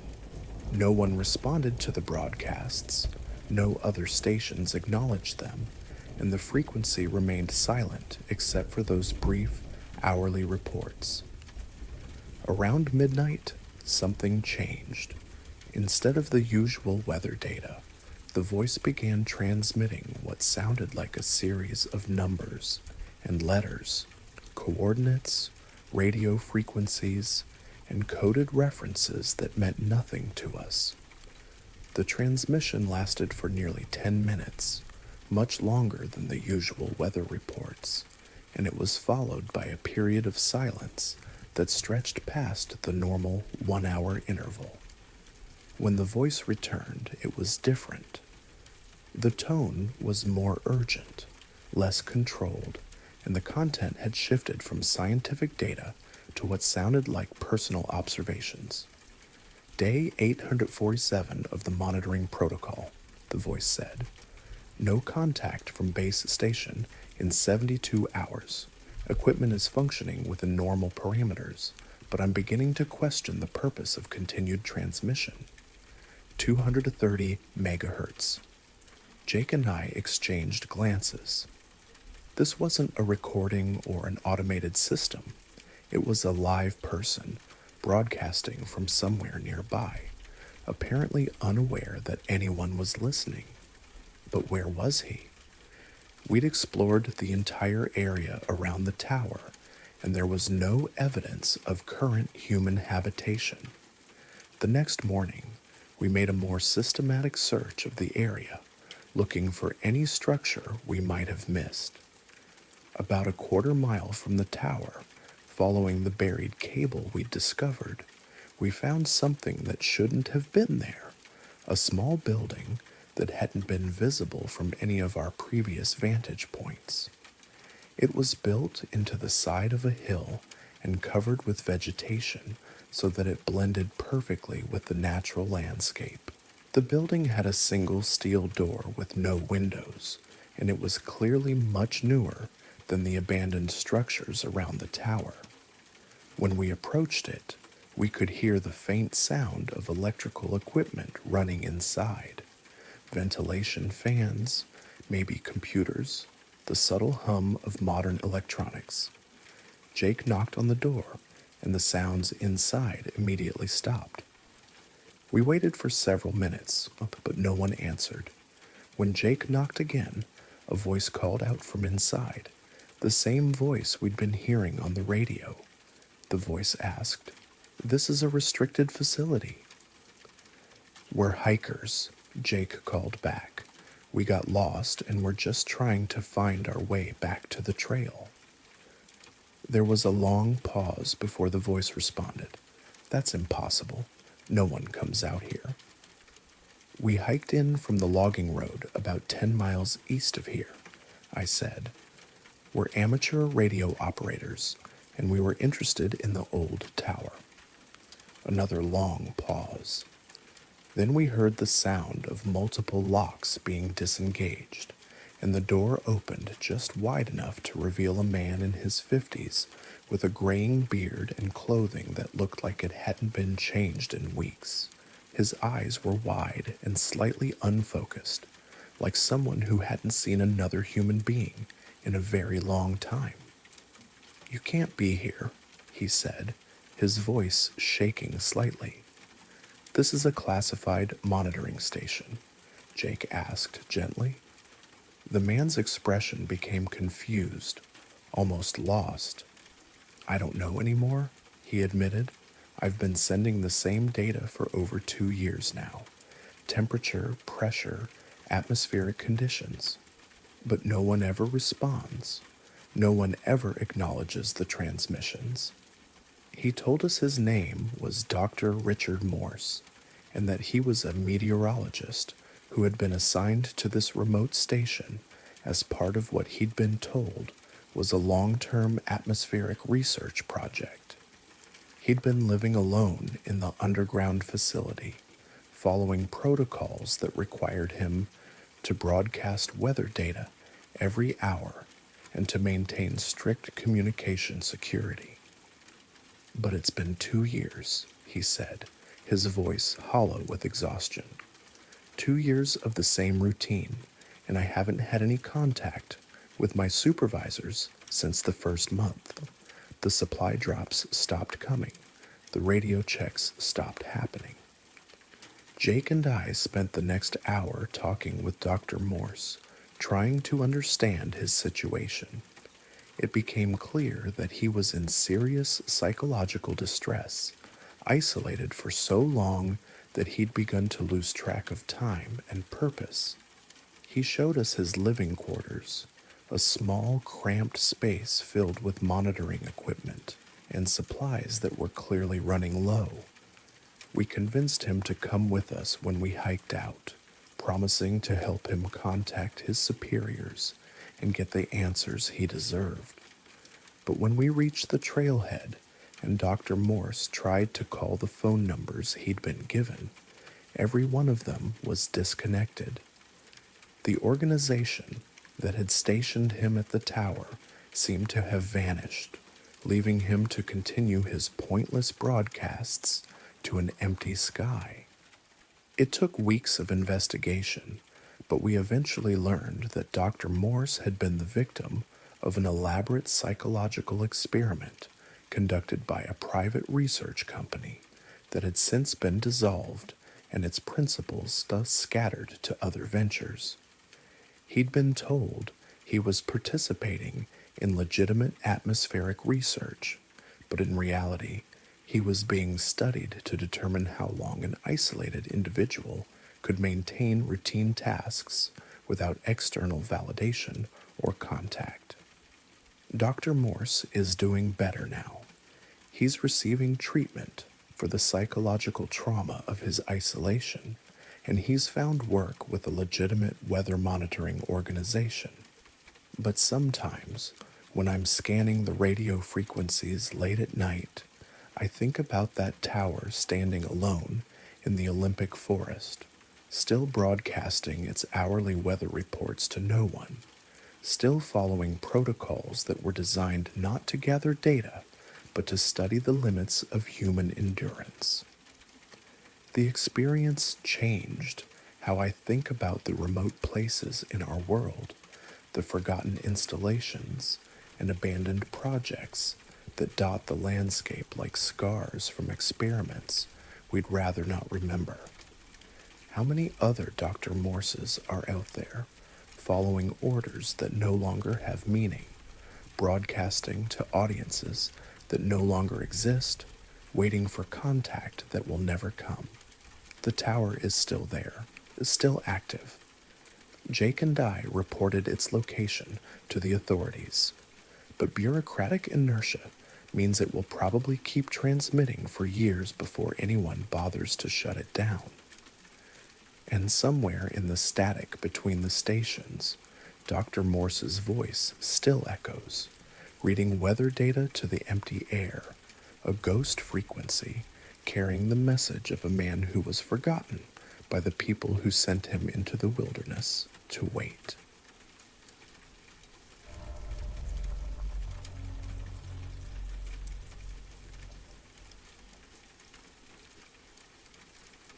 I've been an amateur astronomer for over 20 years, photographing everything from planets to deep space objects using a computerized telescope setup in my backyard observatory.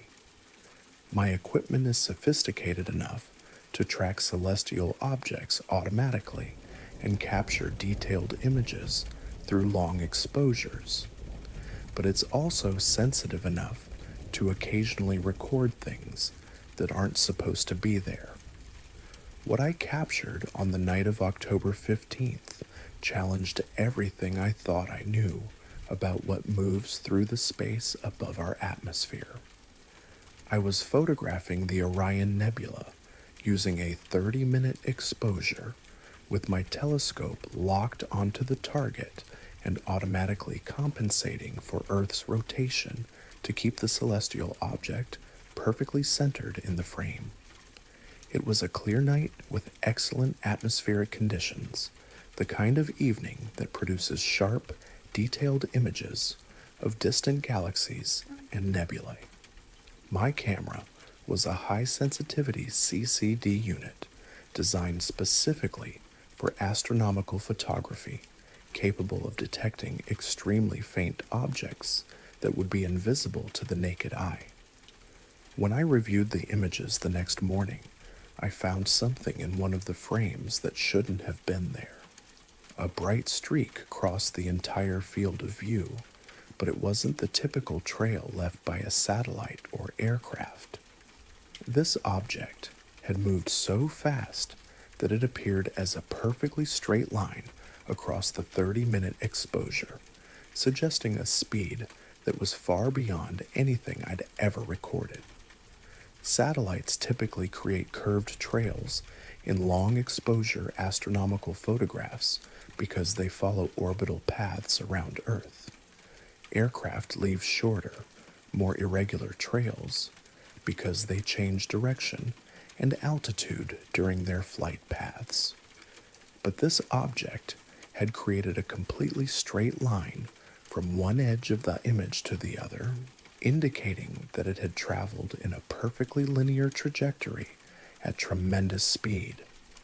I calculated that object's apparent velocity using the known field of view of my telescope and the duration of the exposure. Based on the length of the trail and the time it would have taken to cross the frame, the object was moving at approximately 40,000 miles per hour, roughly twice the speed of anything in low Earth orbit, and far faster than any known aircraft or spacecraft.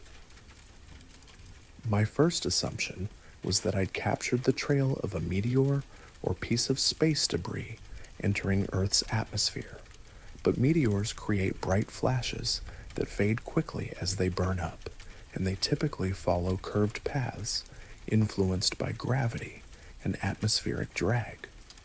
This object had maintained constant brightness and a perfectly straight trajectory throughout its passage across my telescope's field of view. I checked space tracking websites to see if any known satellites or spacecraft had been visible in that area of sky during my observation time, but none of the cataloged objects matched the trajectory or timing of what I'd captured.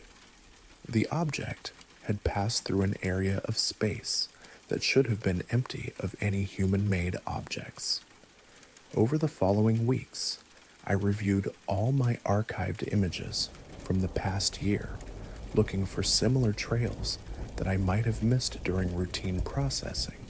What I found was a pattern of high-speed objects that had been regularly crossing my telescope's field of view, usually too faint to notice unless I enhanced the contrast and brightness of the images. The objects appeared in about 1 out of every 50 images I captured, always moving in straight lines at speeds that exceeded anything in Earth orbit. Some trails were bright enough to be obvious, while others were so faint they were barely detectable even with digital enhancement. But they all shared the same characteristics: linear trajectories, extreme velocity, and brightness levels that remained constant throughout their passage. I started modifying my observation schedule to capture more images of the same sky regions, hoping to record additional sightings and establish patterns in the object's movements.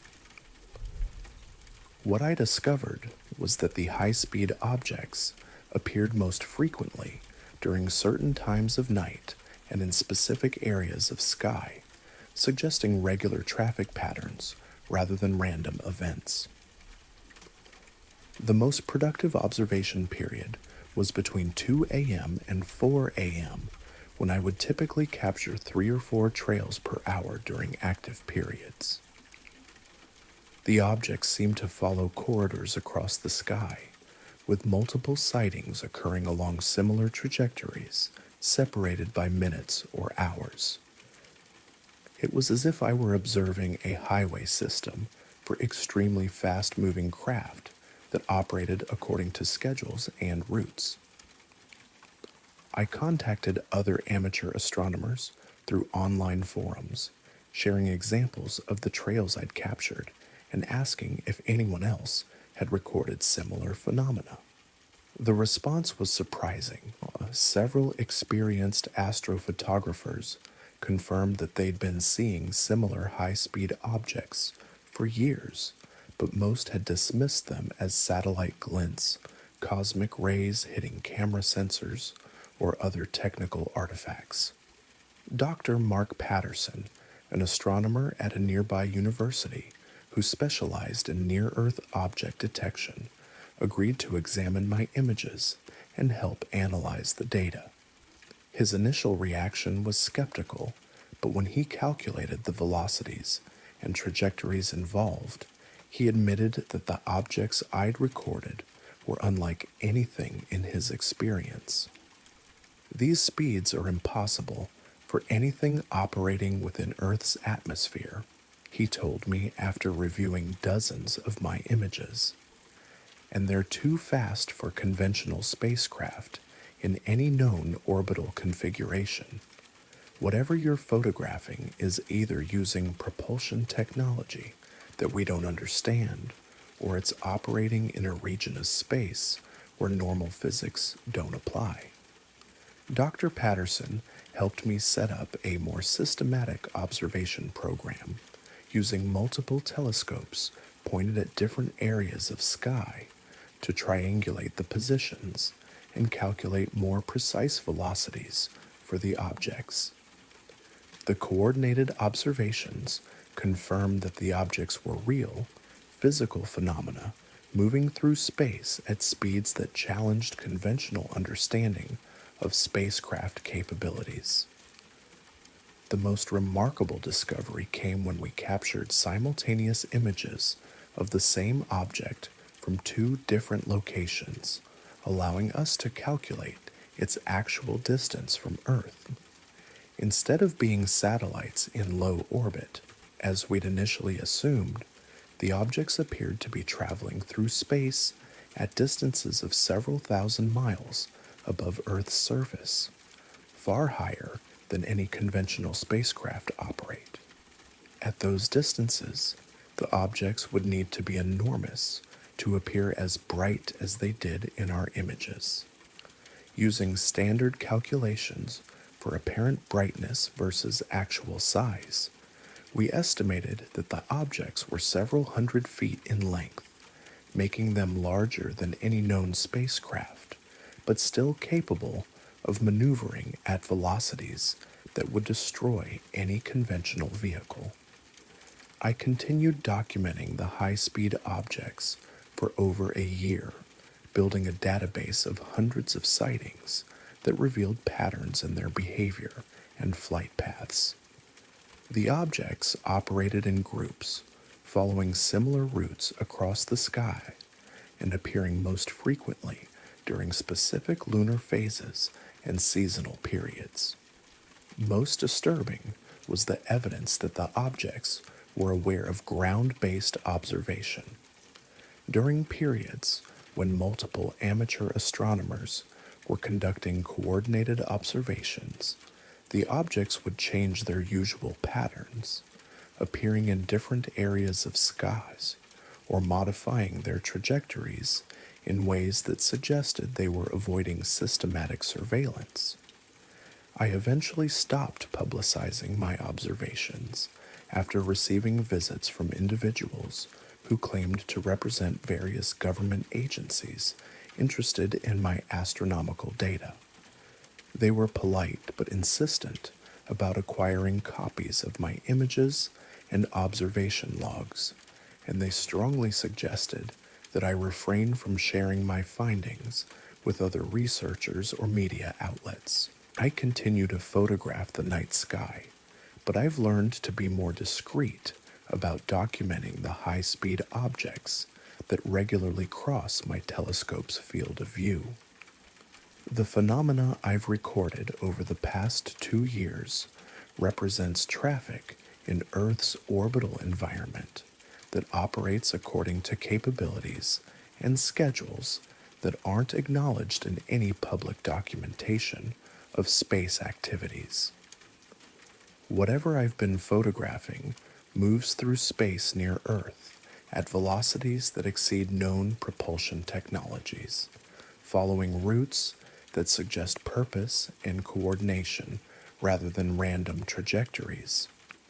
The objects are large enough and bright enough to be easily detected by professional astronomical surveillance systems, but they don't appear in any public databases of space objects or satellite tracking information. The night sky contains far more activity than most people realize, with craft that operate in the space above our atmosphere using technologies and flight patterns that exist beyond the boundaries of publicly acknowledged space programs.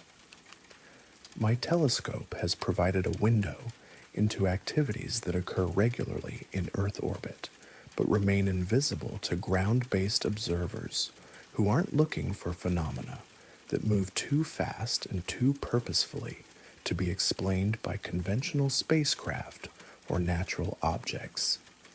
The images I've captured represent evidence of space traffic that challenges basic assumptions about what operates in the environment around our planet, suggesting that Earth orbit is shared by vehicles that possess capabilities extending far beyond anything documented in official aerospace literature. The trails that streak across my astronomical photographs are proof that we're not alone in our use of near-Earth space, and that other operators are conducting activities above our atmosphere using craft that move through space with speeds and precision that redefine what we think is possible for vehicles operating beyond Earth's surface.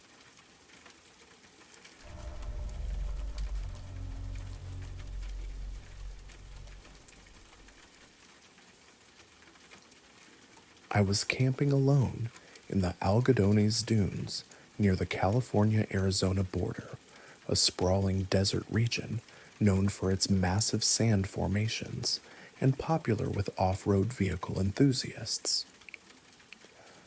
I'd driven out there for a 3-day solo trip, setting up camp about 2 miles from the nearest access road, in an area where the dunes stretched unbroken to the horizon in every direction. It was late October, and the desert was experiencing one of those perfect autumn periods when daytime temperatures are comfortable and the nights are clear and cool. I'd spent the afternoon hiking and photographing the dramatic sand formations, enjoying the solitude and the sculptural beauty of dunes that shifted constantly in the wind. By evening, I was settled beside my tent with a camp chair and a good book, watching the sunset paint the sand in shades of gold and orange that seemed to glow from within. Around 8 p.m., just after full darkness had settled over the desert, I noticed movement in the sand about 50 yards from my campsite.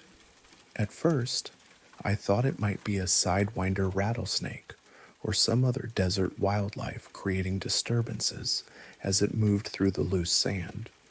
But as I watched more carefully, I realized that whatever was causing the movement was much larger than any animal that should have been active in the dunes after dark. The disturbance appeared as a long, sinuous line moving beneath the surface of the sand, creating a visible ridge that traveled slowly but steadily across the face of a large dune. The ridge was maybe 3 feet wide and extended for what looked like 30 or 40 feet, suggesting something enormous, moving through the sand like a massive snake or worm. I grabbed my flashlight and walked closer to get a better view of whatever was creating the subsurface movement. The beam illuminated the ridge clearly, showing that sand was being displaced from below by something substantial enough to push up a continuous mound as it traveled.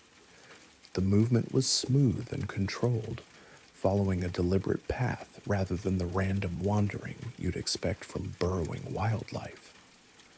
What made the phenomenon truly extraordinary was its duration. The subsurface movement continued for over 40 minutes, with the ridge traveling back and forth across multiple dunes in patterns that seemed purposeful rather than random. Sometimes, the disturbance would disappear for a few minutes, only to reappear on a different dune, suggesting that whatever was causing it could move considerable distances underground. I tried to follow the ridge as it moved, hiking across the sand to keep pace with the disturbance, and trying to understand what could create such sustained underground activity. The sand was loose and deep, making it difficult for me to move quickly, but whatever was beneath the surface seemed to navigate the terrain effortlessly. At one point, the ridge passed within 10 feet of where I was standing, and I could hear sounds associated with the movement, a soft sliding or shifting noise that suggested large amounts of sand being displaced by something solid moving through it. The sound was rhythmic and mechanical, lacking the irregular patterns you'd expect from biological activity. I tried to estimate the size of whatever was creating the disturbance by measuring the width and height of the ridge it produced. Based on the amount of sand being displaced, the object moving beneath the surface had to be at least 6 or 8 feet in diameter, and possibly much longer. The consistent speed and smooth movement suggested something that was perfectly adapted to subsurface travel through loose sand. Around 9 p.m., the movement pattern changed dramatically. Instead of the slow, steady progress I'd been observing, the ridge began moving in rapid circles and figure-8 patterns, as if whatever was beneath the sand had become agitated or was responding to some kind of stimulus. The speed increased significantly, with the disturbance racing across the dune faces faster than I could follow on foot. The circular movements continued for about 10 minutes before the ridge suddenly stopped in the center of a large dune about 100 yards from my campsite.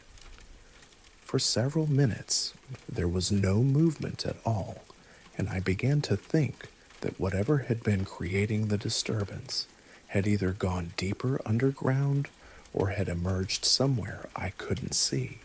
Then the sand in the center of the stationary ridge began to shift upward, forming a mound that grew larger and more pronounced over the course of several minutes. It looked like something was rising toward the surface, pushing up increasing amounts of sand as it approached ground level. I watched with growing excitement and apprehension, expecting to finally see whatever had been moving beneath the dunes for the past 40 minutes.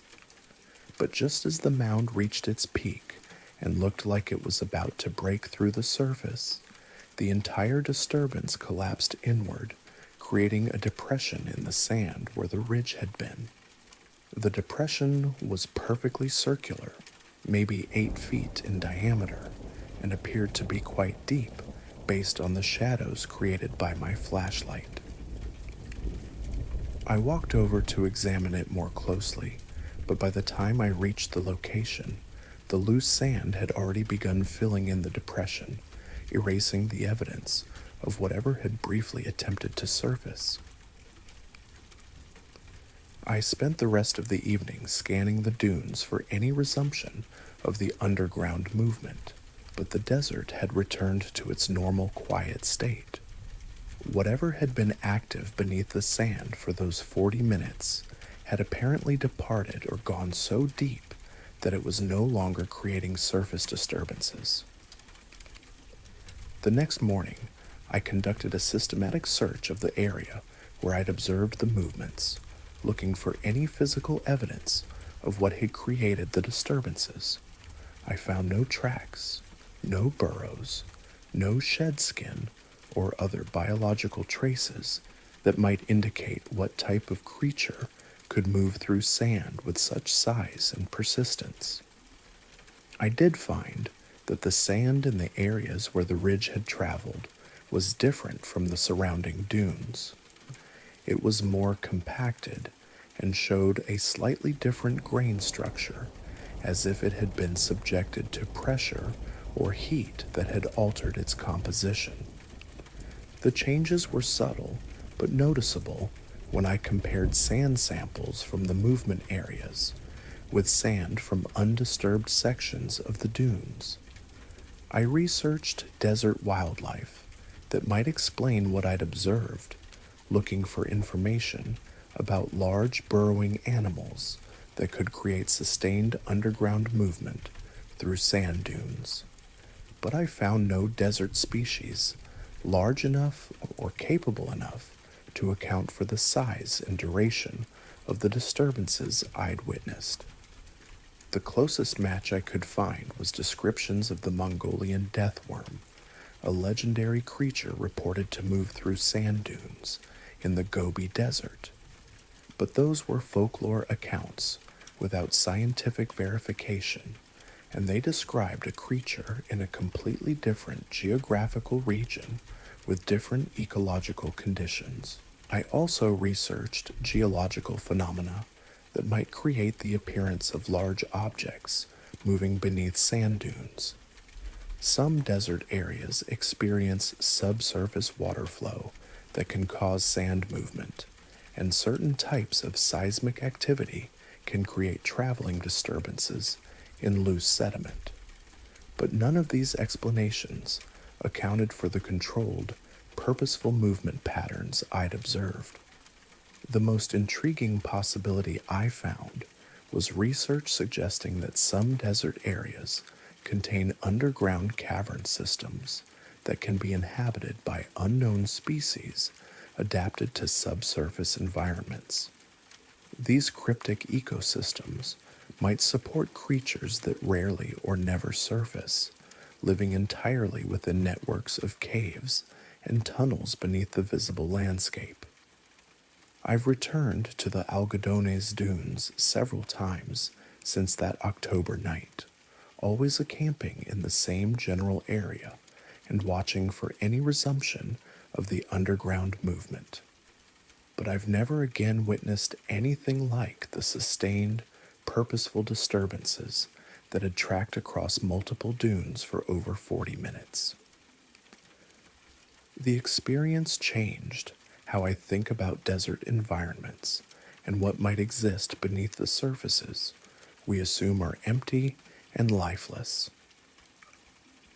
The sand dunes that appear to be nothing more than wind-blown geological formations might serve as habitat for creatures that have adapted to completely subsurface existence, emerging only rarely and briefly into the surface world that humans observe and study.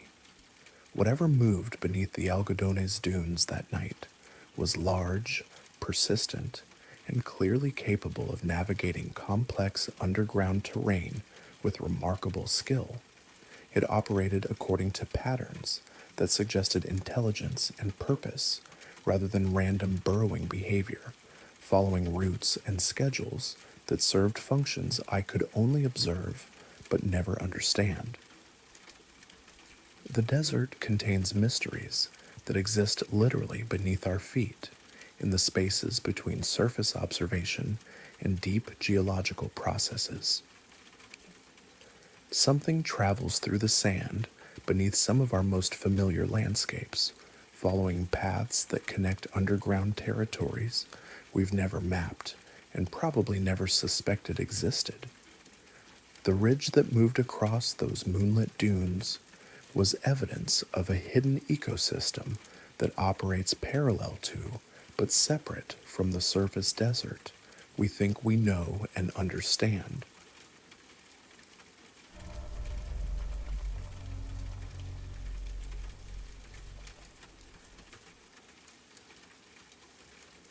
My sister Emma started talking to the wall when she was 4 years old, shortly after our family moved into a 1920s colonial house in a quiet suburbs of Hartford, Connecticut.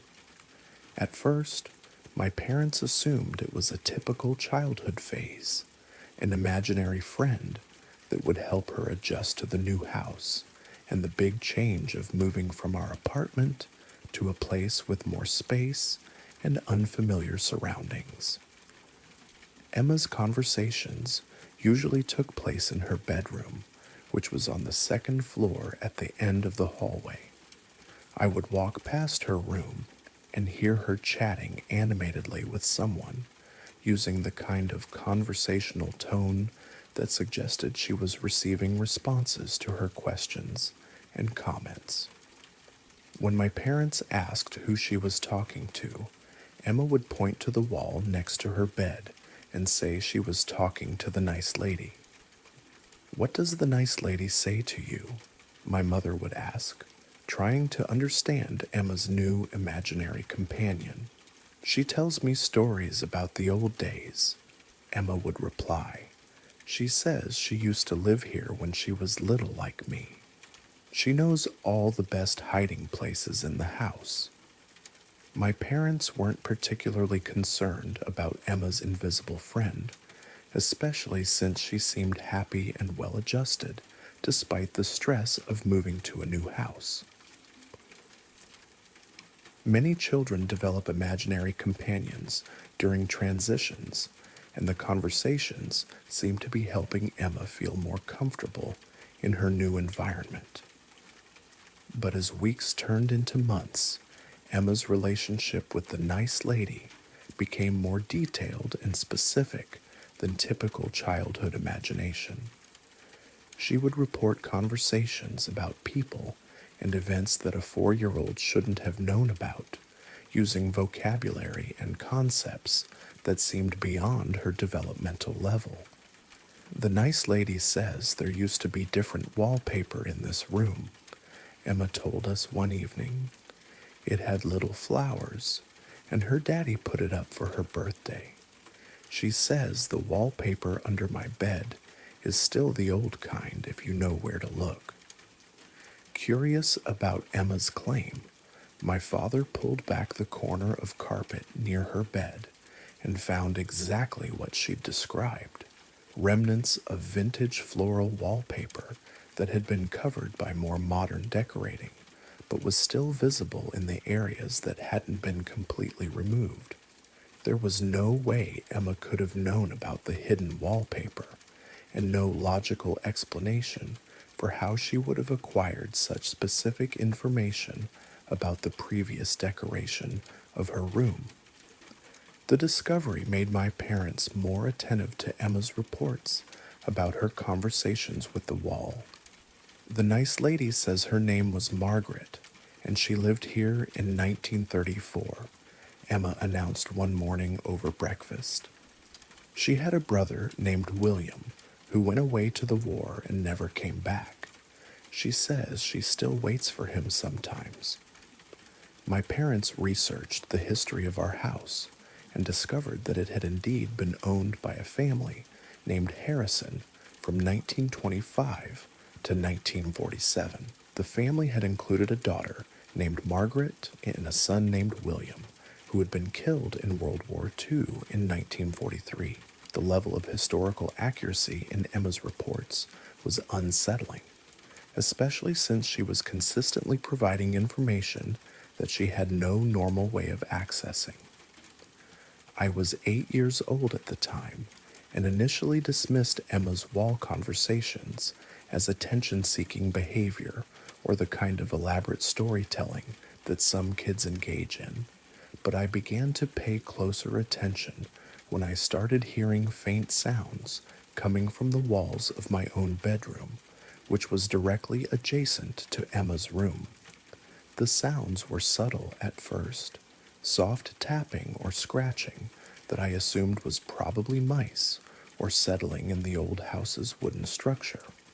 But gradually, I began to hear what sounded like whispered conversations, too faint to make out individual words, but clearly suggesting human voices communicating somewhere within the walls. One night, I pressed my ear against the wall that separated my room from Emma's and listened carefully to the sounds that seemed to come from within the plaster and wooden framework. What I heard was unmistakably a conversation between Emma and another voice, a woman's voice that was older, softer, and spoke with the kind of formal diction that belonged to an earlier era. "Tell me about your brother," I heard Emma say, her voice muffled but clear through the wall. "He was very brave," came the reply, in a voice that definitely wasn't Emma's. "He wanted to see the world and help people who were in trouble. Mother cried when he left, but William said it was important to do what's right, even when it's hard." I listened to this conversation for nearly an hour, hearing Emma ask questions about life in the 1930s and 1940s, while the other voice provided detailed answers about daily routines, family traditions, and historical events that a 4-year-old couldn't possibly have known about. When I told my parents what I'd overheard, they were initially skeptical, suggesting that Emma might be practicing conversations or talking to herself in different voices. But when they listened at the wall themselves, they heard the same thing I had: two distinct voices engaged in conversations that contained historically accurate information about people and events from decades before Emma was born. My father contacted a local historian who specialized in residential properties, asking for detailed information about the Harrison family and their time in our house. What we learned was that Margaret Harrison had indeed lived in Emma's bedroom from the time she was a young child until her death at age 16 in 1945, just 2 years after her brother William was killed in the war.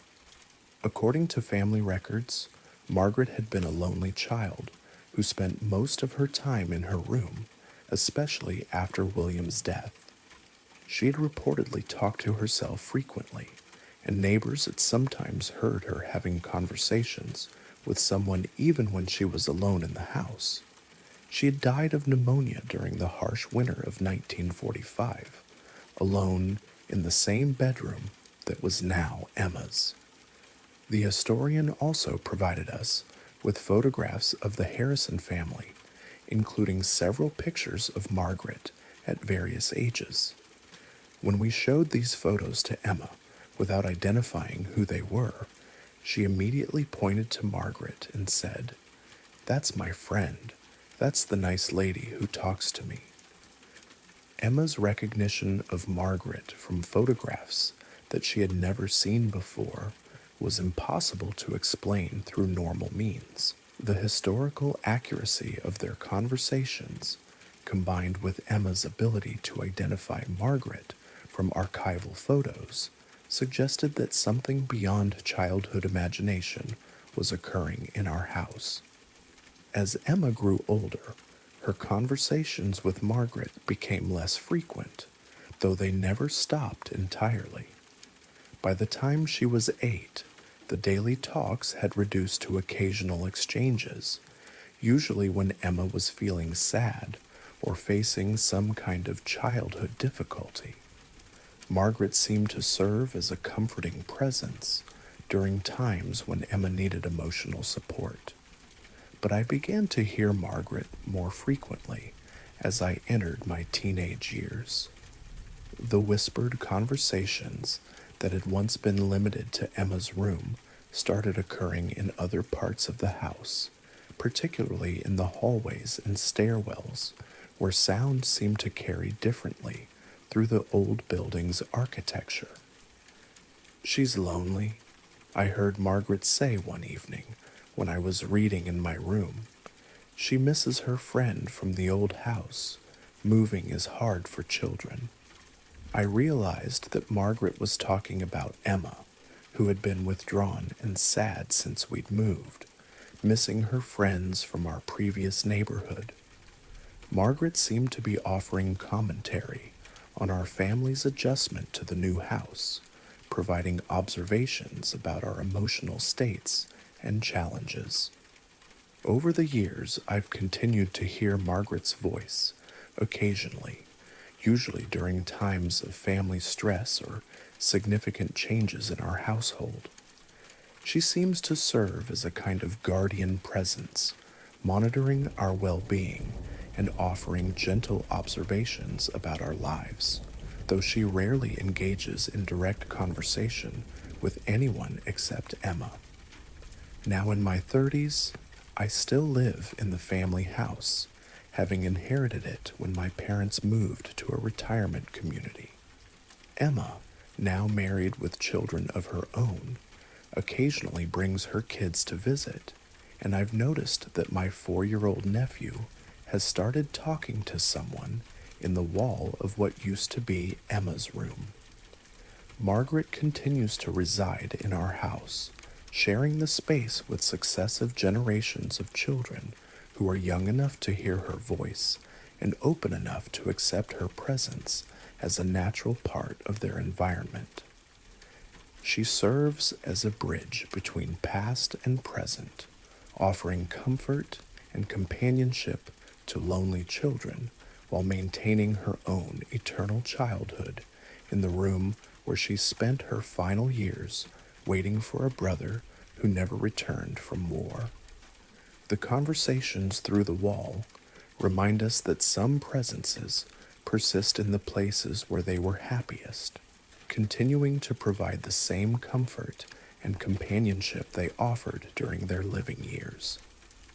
Margaret found friends in Emma and continues to find them in each new generation of children who move into her room, creating connections that transcend the boundaries between past and present, between the living and those who choose to remain in the places where they once belonged.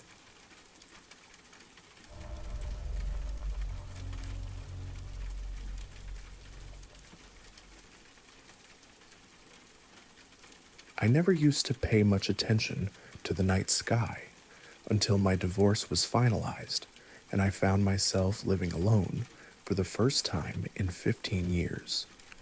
The house felt too quiet, too empty, so I started spending evenings on the roof of my garage, lying on an old sleeping bag and looking up at the stars. It was peaceful in a way that the inside of the house wasn't, and gradually it became my nightly routine: dinner, dishes, then up the ladder to spend an hour or two watching the slow rotation of constellations above my suburban neighborhood. I live in a small city in northern Colorado, far enough from Denver that light pollution isn't too bad, but close enough that you can still see the glow on the southern horizon. From my rooftop, I had a clear view in all directions: the Front Range Mountains to the west, rolling plains to the east, and overhead on clear nights, more stars than most people ever take the time to notice. I'd been doing this for about 3 months when I started to learn the sky well enough to notice when something was different. I could recognize the major constellations, track the movement of planets, and spot satellites as they traced their predictable paths from horizon to horizon. The night sky, I discovered, follows patterns as reliable as clockwork, and once you know what to expect, anything unusual stands out immediately. It was a Thursday evening in late September when I first saw the star that shouldn't have been there. I was lying on my back, hands behind my head, watching the constellation Cassiopeia rise in the northeast. I knew that part of the sky well: 5 bright stars forming a distinctive W shape, surrounded by fainter stars that I'd learned to recognize over the summer. But that night, there was an extra star, brighter than it should have been, positioned just to the left of the constellation's center. My first thought was that it might be a planet. Mars and Jupiter are often bright enough to be mistaken for unusually brilliant stars, and their positions change slowly over the course of weeks and months. But I'd been tracking the planets with a star chart app on my phone, and nothing was supposed to be in that location. I checked the app anyway, holding the phone up to compare the screen with the actual sky, but it showed no planets, no bright stars, nothing that could account for what I was seeing. The new star was steady and white, noticeably brighter than anything else in that part of the sky. It didn't twinkle the way stars usually do when seen through atmospheric turbulence, and it didn't move like a satellite or aircraft. It simply sat there among the familiar stars of Cassiopeia, as if it had always belonged there.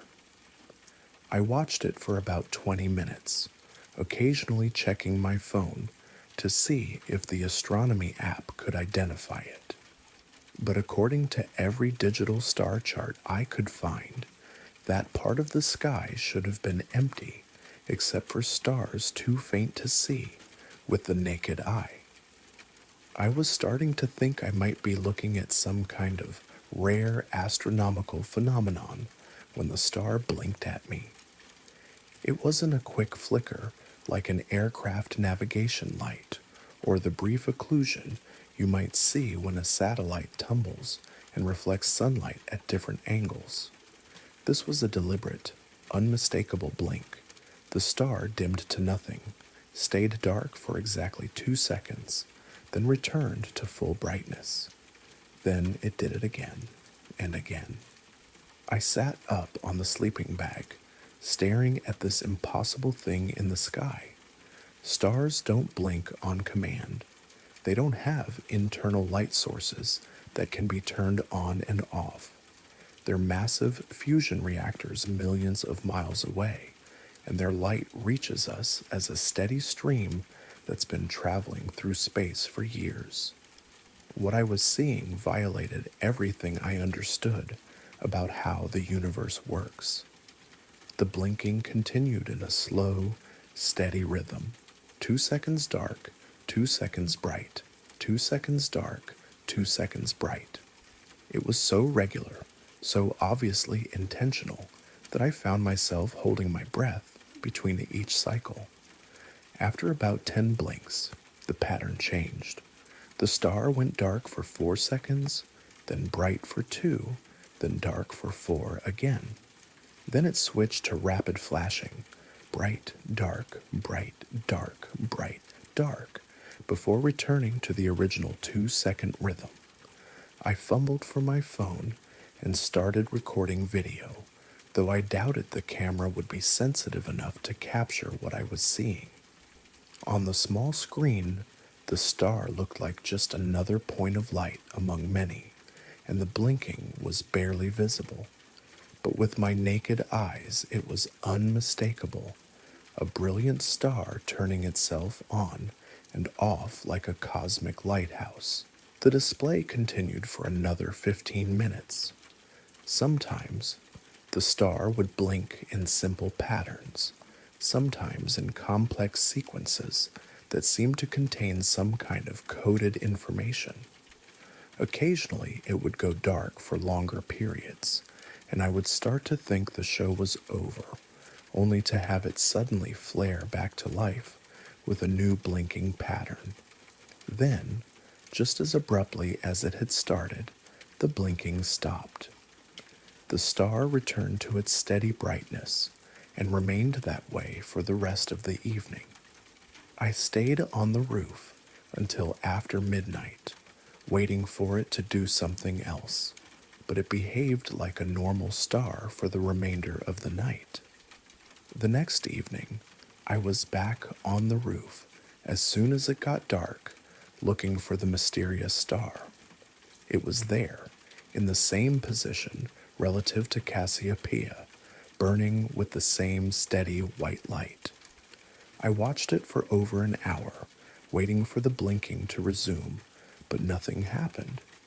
It looked like an ordinary star, indistinguishable from the thousands of others scattered across the sky. Over the following weeks, I became obsessed with that star. I researched variable stars, pulsars, and other astronomical phenomena that might explain periodic changes in brightness. I learned about binary star systems, where one star regularly passes in front of another, creating an eclipse effect.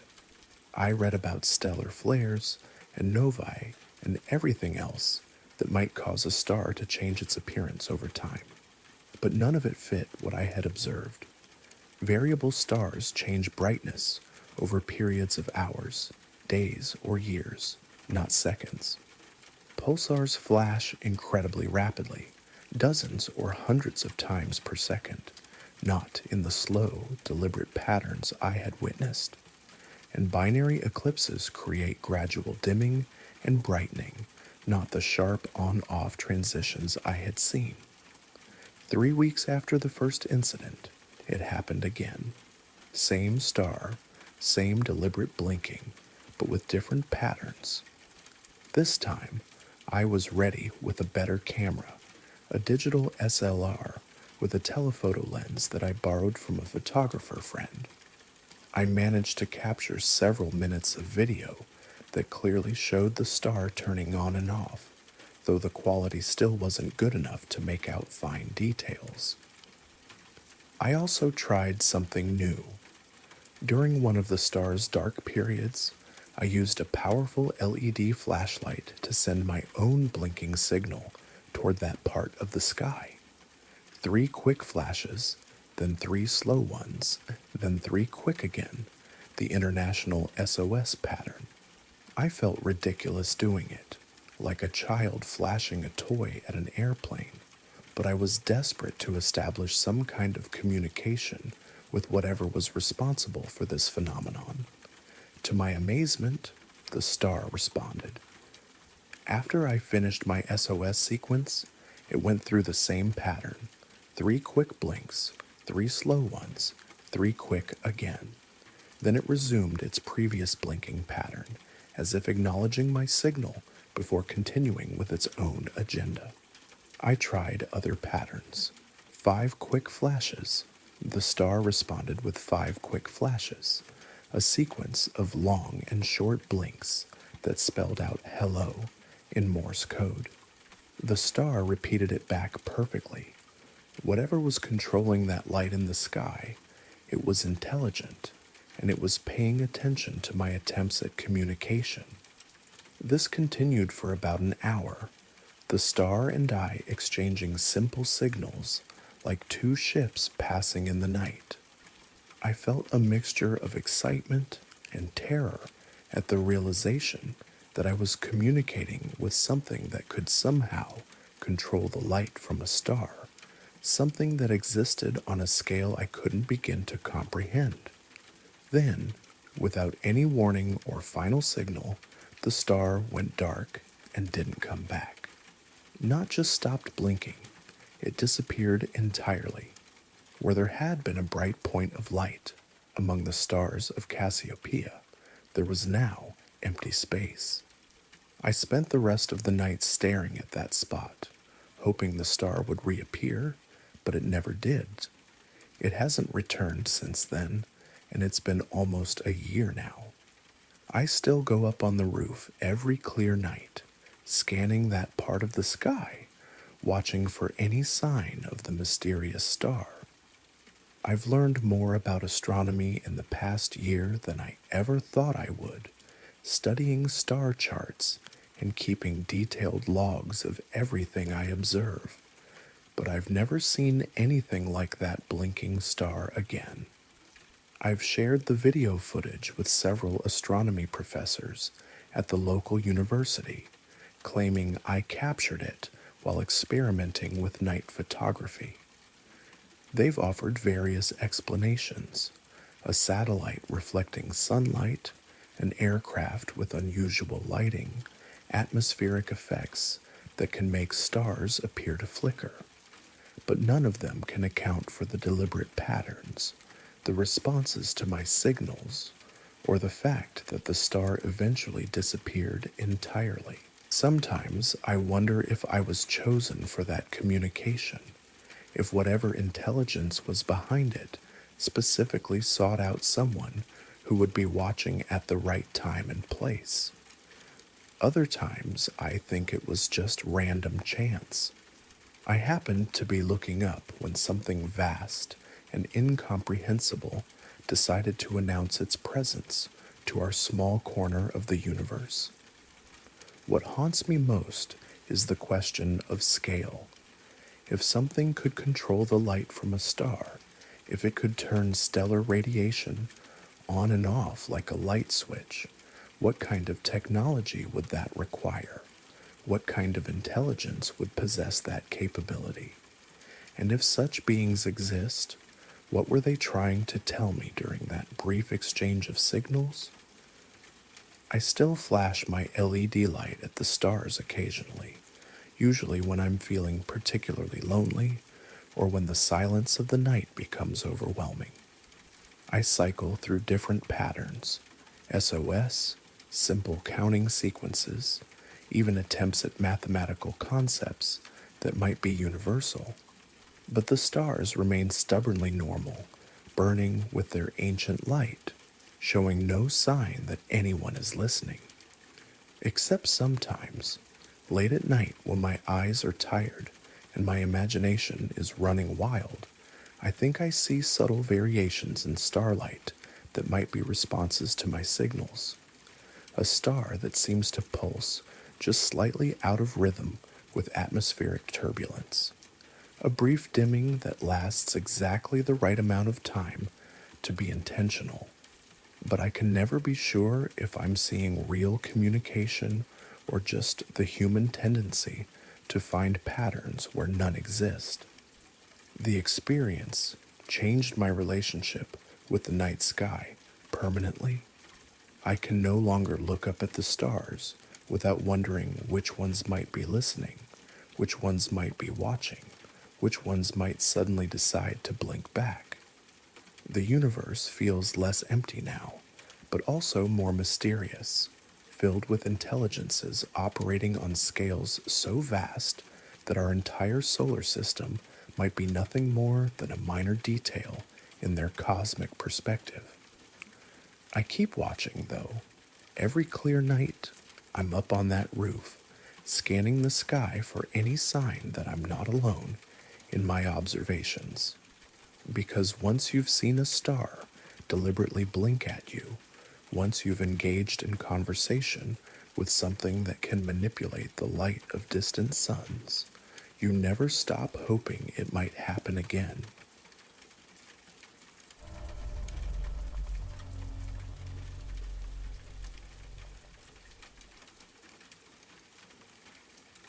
Marcus had been my best friend since college, the kind of person you could call at 3 in the morning or trust with your deepest secrets. We'd been camping together for nearly 10 years, exploring state parks and national forests across the Pacific Northwest, and I'd never seen him rattled by anything more serious than a spider in his sleeping bag. That's what made what happened during our trip to the Olympic Peninsula in October 2023 so profoundly disturbing. We'd driven up from Portland for a long weekend of hiking in the Hoh rainforest, planning to camp at a backcountry site about 5 miles from the visitor center. It was the kind of trip we'd done dozens of times before, just two friends escaping the city for a few days of solitude among the ancient trees and moss-covered trails of one of the most pristine wilderness areas in the country. Marcus seemed completely normal during the drive up and through our first day of hiking. He was his usual self, cracking jokes, pointing out interesting plants and wildlife, taking photos of the massive Douglas firs and western hemlocks that make the Hoh rainforest feel like a cathedral built by nature. We set up camp beside a small creek, cooked a dinner over a camp stove, and spent the evening talking about work and relationships and all the ordinary concerns that make up daily life. Saturday morning dawned gray and misty, which is typical for that part of Washington. We broke camp early and headed out on a day hike that would take us deeper into the rainforest, following a trail that paralleled the Hoh River for several miles, before turning inland toward some hot springs that Marcus had read about online. The trail was well marked, but not heavily used, winding through some of the most spectacular old-growth forest either of us had ever seen. We'd been hiking for about 3 hours when Marcus said he needed to step off the trail for a few minutes. Nothing unusual about that. It's a normal part of backcountry camping. He handed me his day pack and walked into the forest, disappearing behind a massive fallen log about 30 yards from the trail.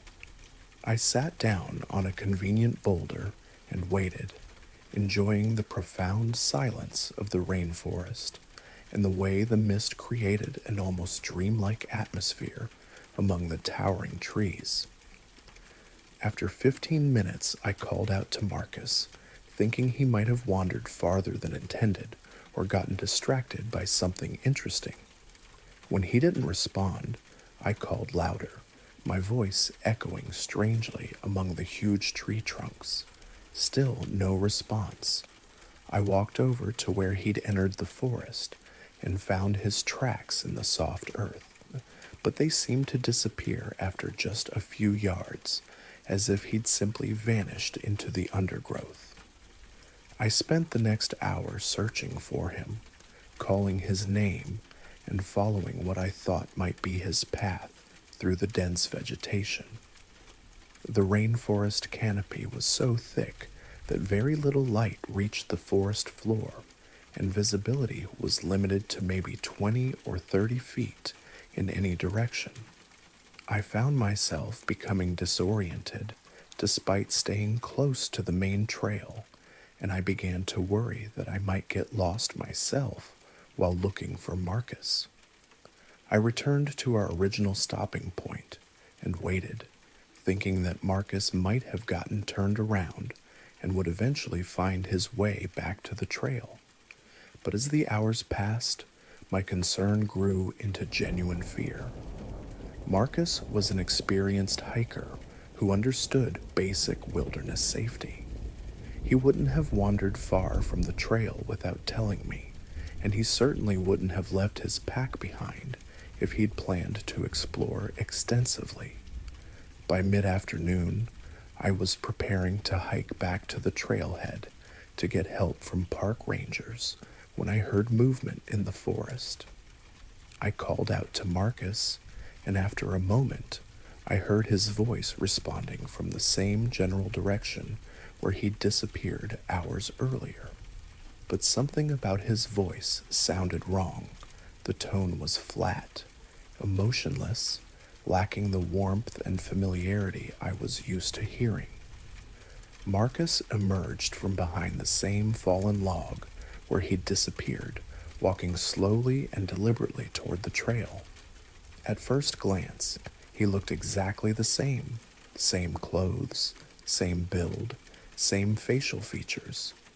But as he got closer, I began to notice subtle differences that made my skin crawl. His expression was completely blank, devoid of the animated intelligence that had always characterized his face. His eyes, which had always been bright and alert, now seemed dull and unfocused, as if he were looking through me rather than at me. I asked, trying to keep the concern out of my voice. Marcus stared at me for several seconds before responding, as if he needed to process the question before formulating an answer.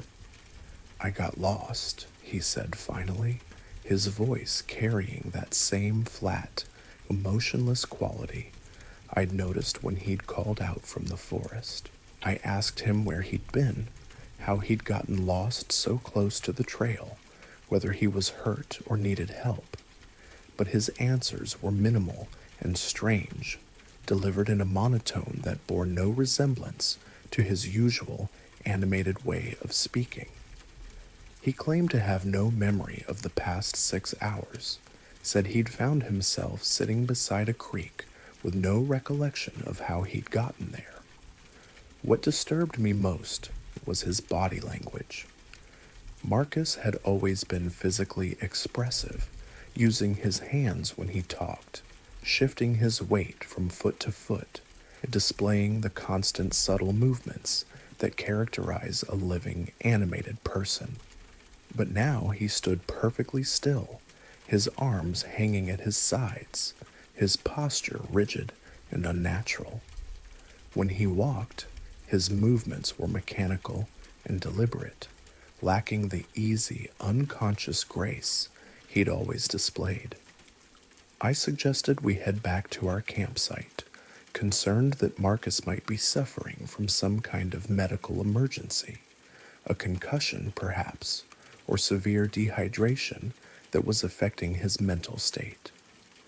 But he seemed reluctant to move, standing on the trail and staring into the forest with that blank, unfocused expression. When I picked up his day pack and handed it to him, he took it without acknowledgement, as if I were a stranger performing an unremarkable service. The hike back to camp was deeply unsettling. Marcus walked behind me in complete silence, his footsteps maintaining an unnaturally regular rhythm that sounded more like a machine than a human being navigating rough terrain. When I tried to engage him in conversation, asking about what he remembered, how he was feeling, whether anything hurt, his responses were minimal and delivered in that same emotionless monotone. That evening, I watched Marcus go through the motions of setting up his sleeping area and preparing dinner, but everything he did seemed wrong somehow. He performed each task correctly, but without any of the personal flourishes or habits that make individual behavior recognizable. He set up his tent with mechanical precision, arranged his gear with perfect organization, and ate his dinner methodically without any sign of enjoyment or distaste. Most disturbing was his reaction to things that should have been familiar to him. When I mentioned a story about a previous camping trip that we'd laughed about many times, he stared at me blankly as if hearing it for the first time. When I asked him about his job, his family, or mutual friends, his responses were vague and generic, lacking any personal detail or emotional connection. I barely slept that night, lying in my tent and listening to the absolute silence from Marcus's tent just a few yards away. No movement, no shifting in his sleeping bag, no subtle sounds of breathing or the unconscious adjustments that people make while sleeping. It was as if there were no one in the tent at all, despite having watched him enter it hours earlier. The next morning, Marcus emerged from his tent, looking exactly as he had when he'd gone to sleep, clothes unwrinkled, hair uncombed, but not disheveled in the way you'd expect after a night in the wilderness. He went about his morning routine with the same mechanical precision he displayed the evening before, packing his gear and preparing for the hike out without any conversation or acknowledgement of my presence.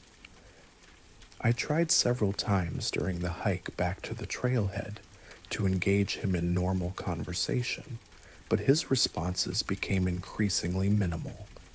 By the time we reached my car, he was communicating almost entirely in nods and single-word answers. The drive back to Portland was conducted in nearly complete silence, with Marcus staring out the passenger window with that same blank, unfocused expression. When I dropped him off at his apartment, he got out of the car, took his gear from the back seat, and walked toward his building without saying goodbye or acknowledging our weekend together in any way.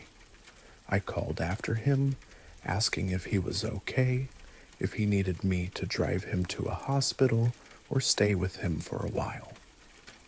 He turned back and looked at me with those dull, empty eyes. "I'm fine," he said in that flat, emotionless voice. Then he walked into his building and disappeared.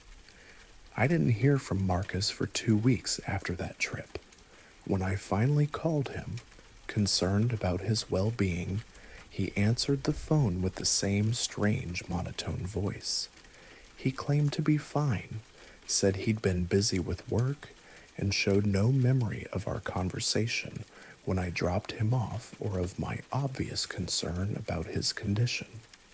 When I asked him about the camping trip, he described it in vague, generic terms, as if he'd read about it in a guidebook rather than lived through it.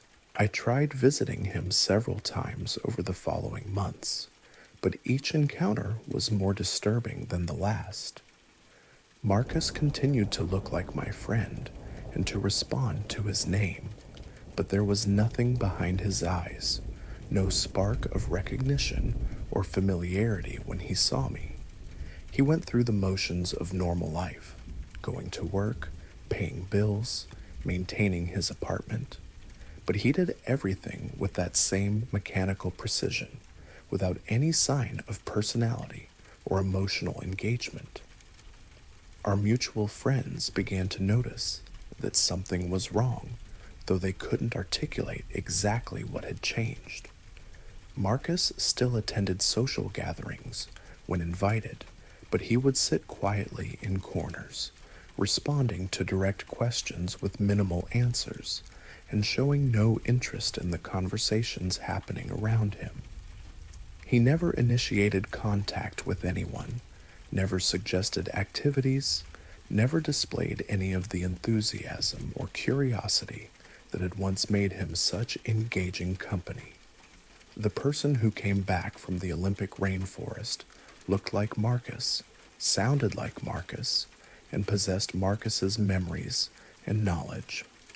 But whatever essential quality had made him who he was, his personality, his humor, his emotional depth, his capacity for connection, had been left behind in those woods. What returned was a perfect shell, a biological replica that could perform all the functions of human life without any of the inner experience that makes those functions meaningful. I've never returned to the Hoh rainforest, and I've never found a rational explanation for what happened to my friend during those 6 hours when he vanished into the ancient forest. Sometimes I wonder if he's still out there, the real Marcus, lost among those towering trees and moss-covered logs, while something else continues to wear his face and live his life in the world he left behind.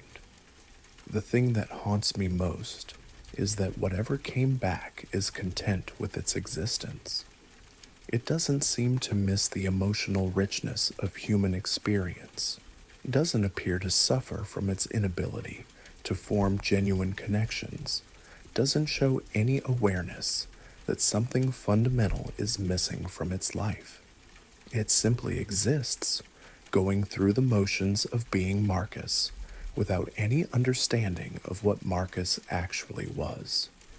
And sometimes, late at night when I can't sleep, I wonder how many other people I know might be similar replacements, perfect copies that returned from places where the original versions disappeared forever. Because once you've seen how convincing such a replacement can be, you start to notice the subtle differences in everyone, the missing spark behind familiar eyes, the mechanical quality of once natural movements, the hollow echo where genuine laughter used to be.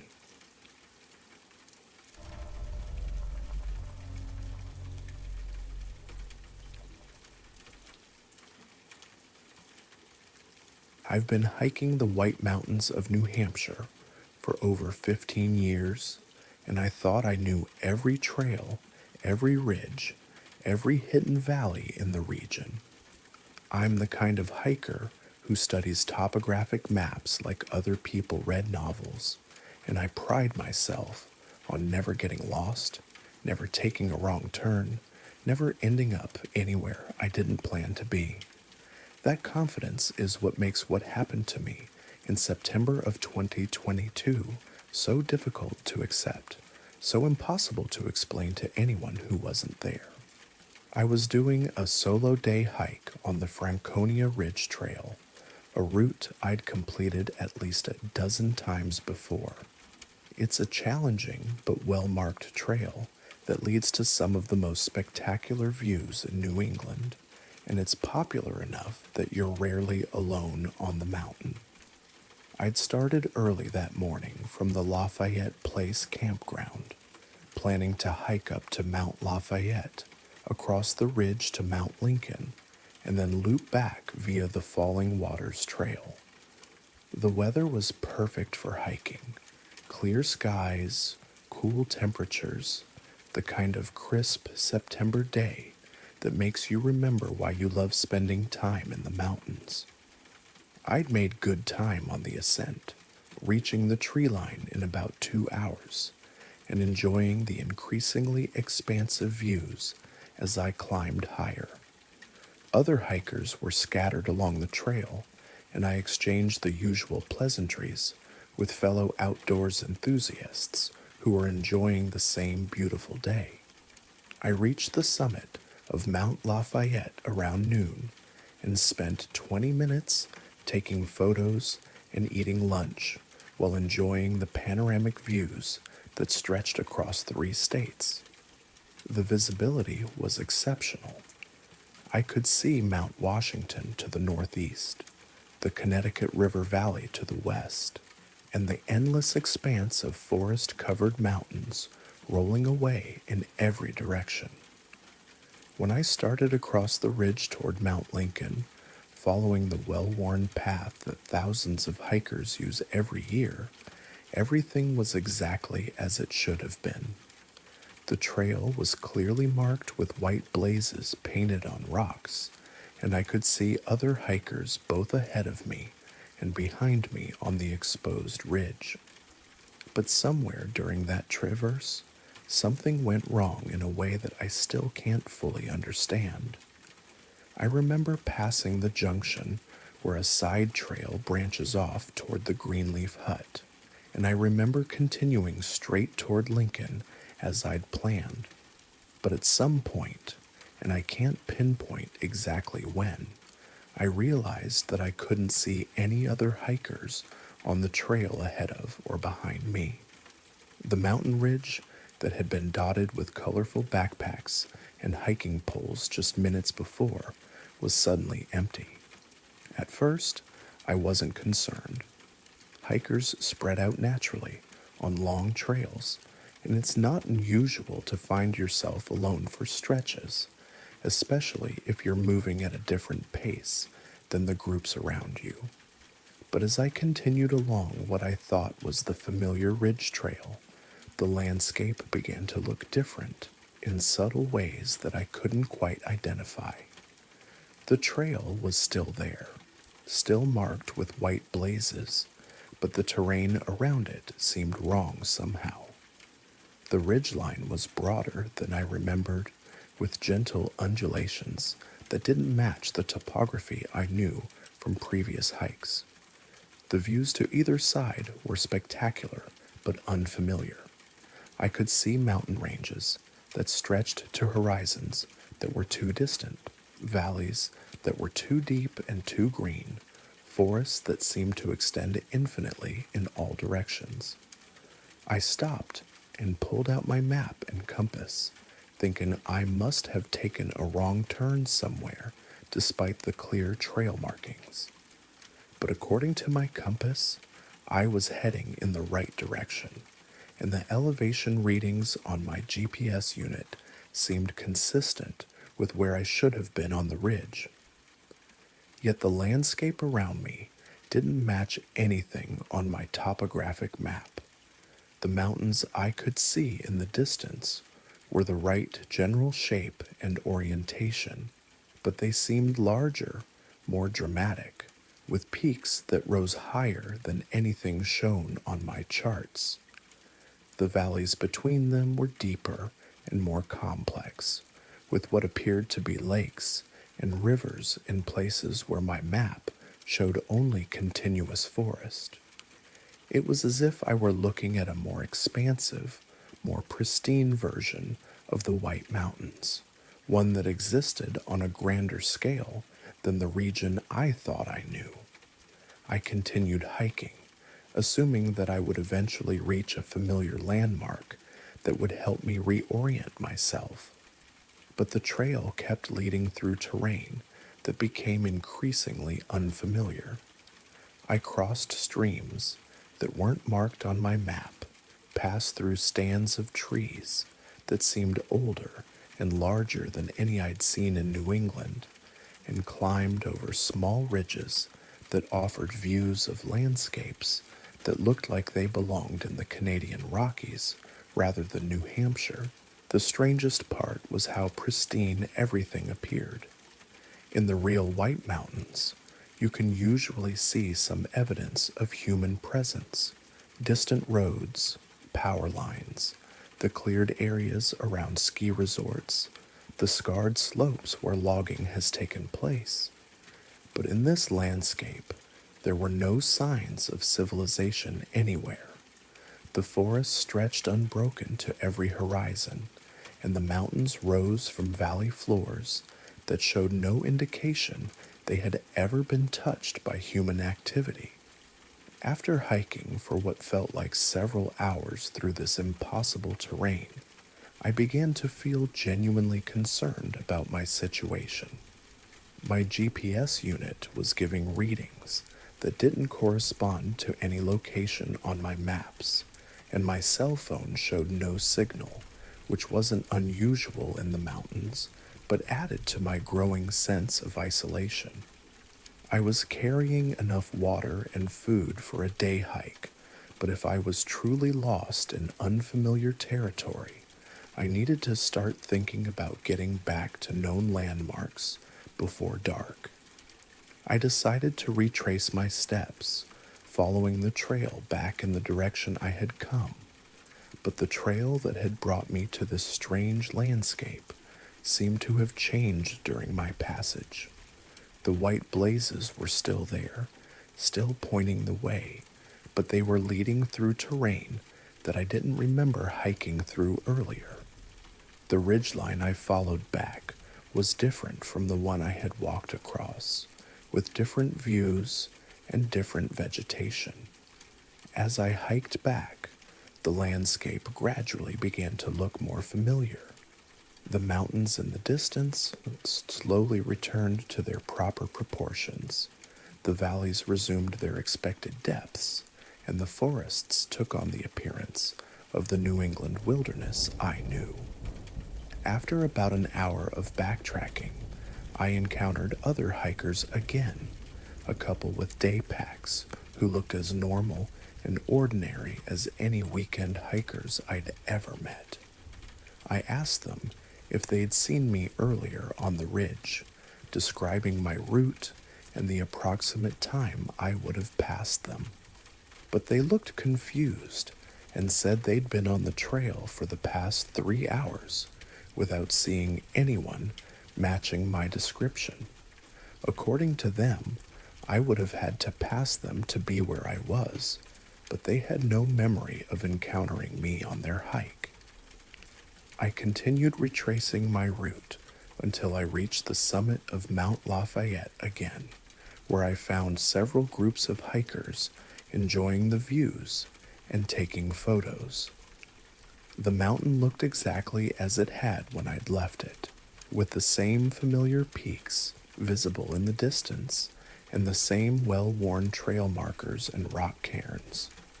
But I had no clear memory of how I'd gotten from this normal, recognizable place to the expanded landscape I'd been hiking through. I completed my planned loop via the Falling Waters Trail without further incident, returning to my car at the campground as the sun was setting.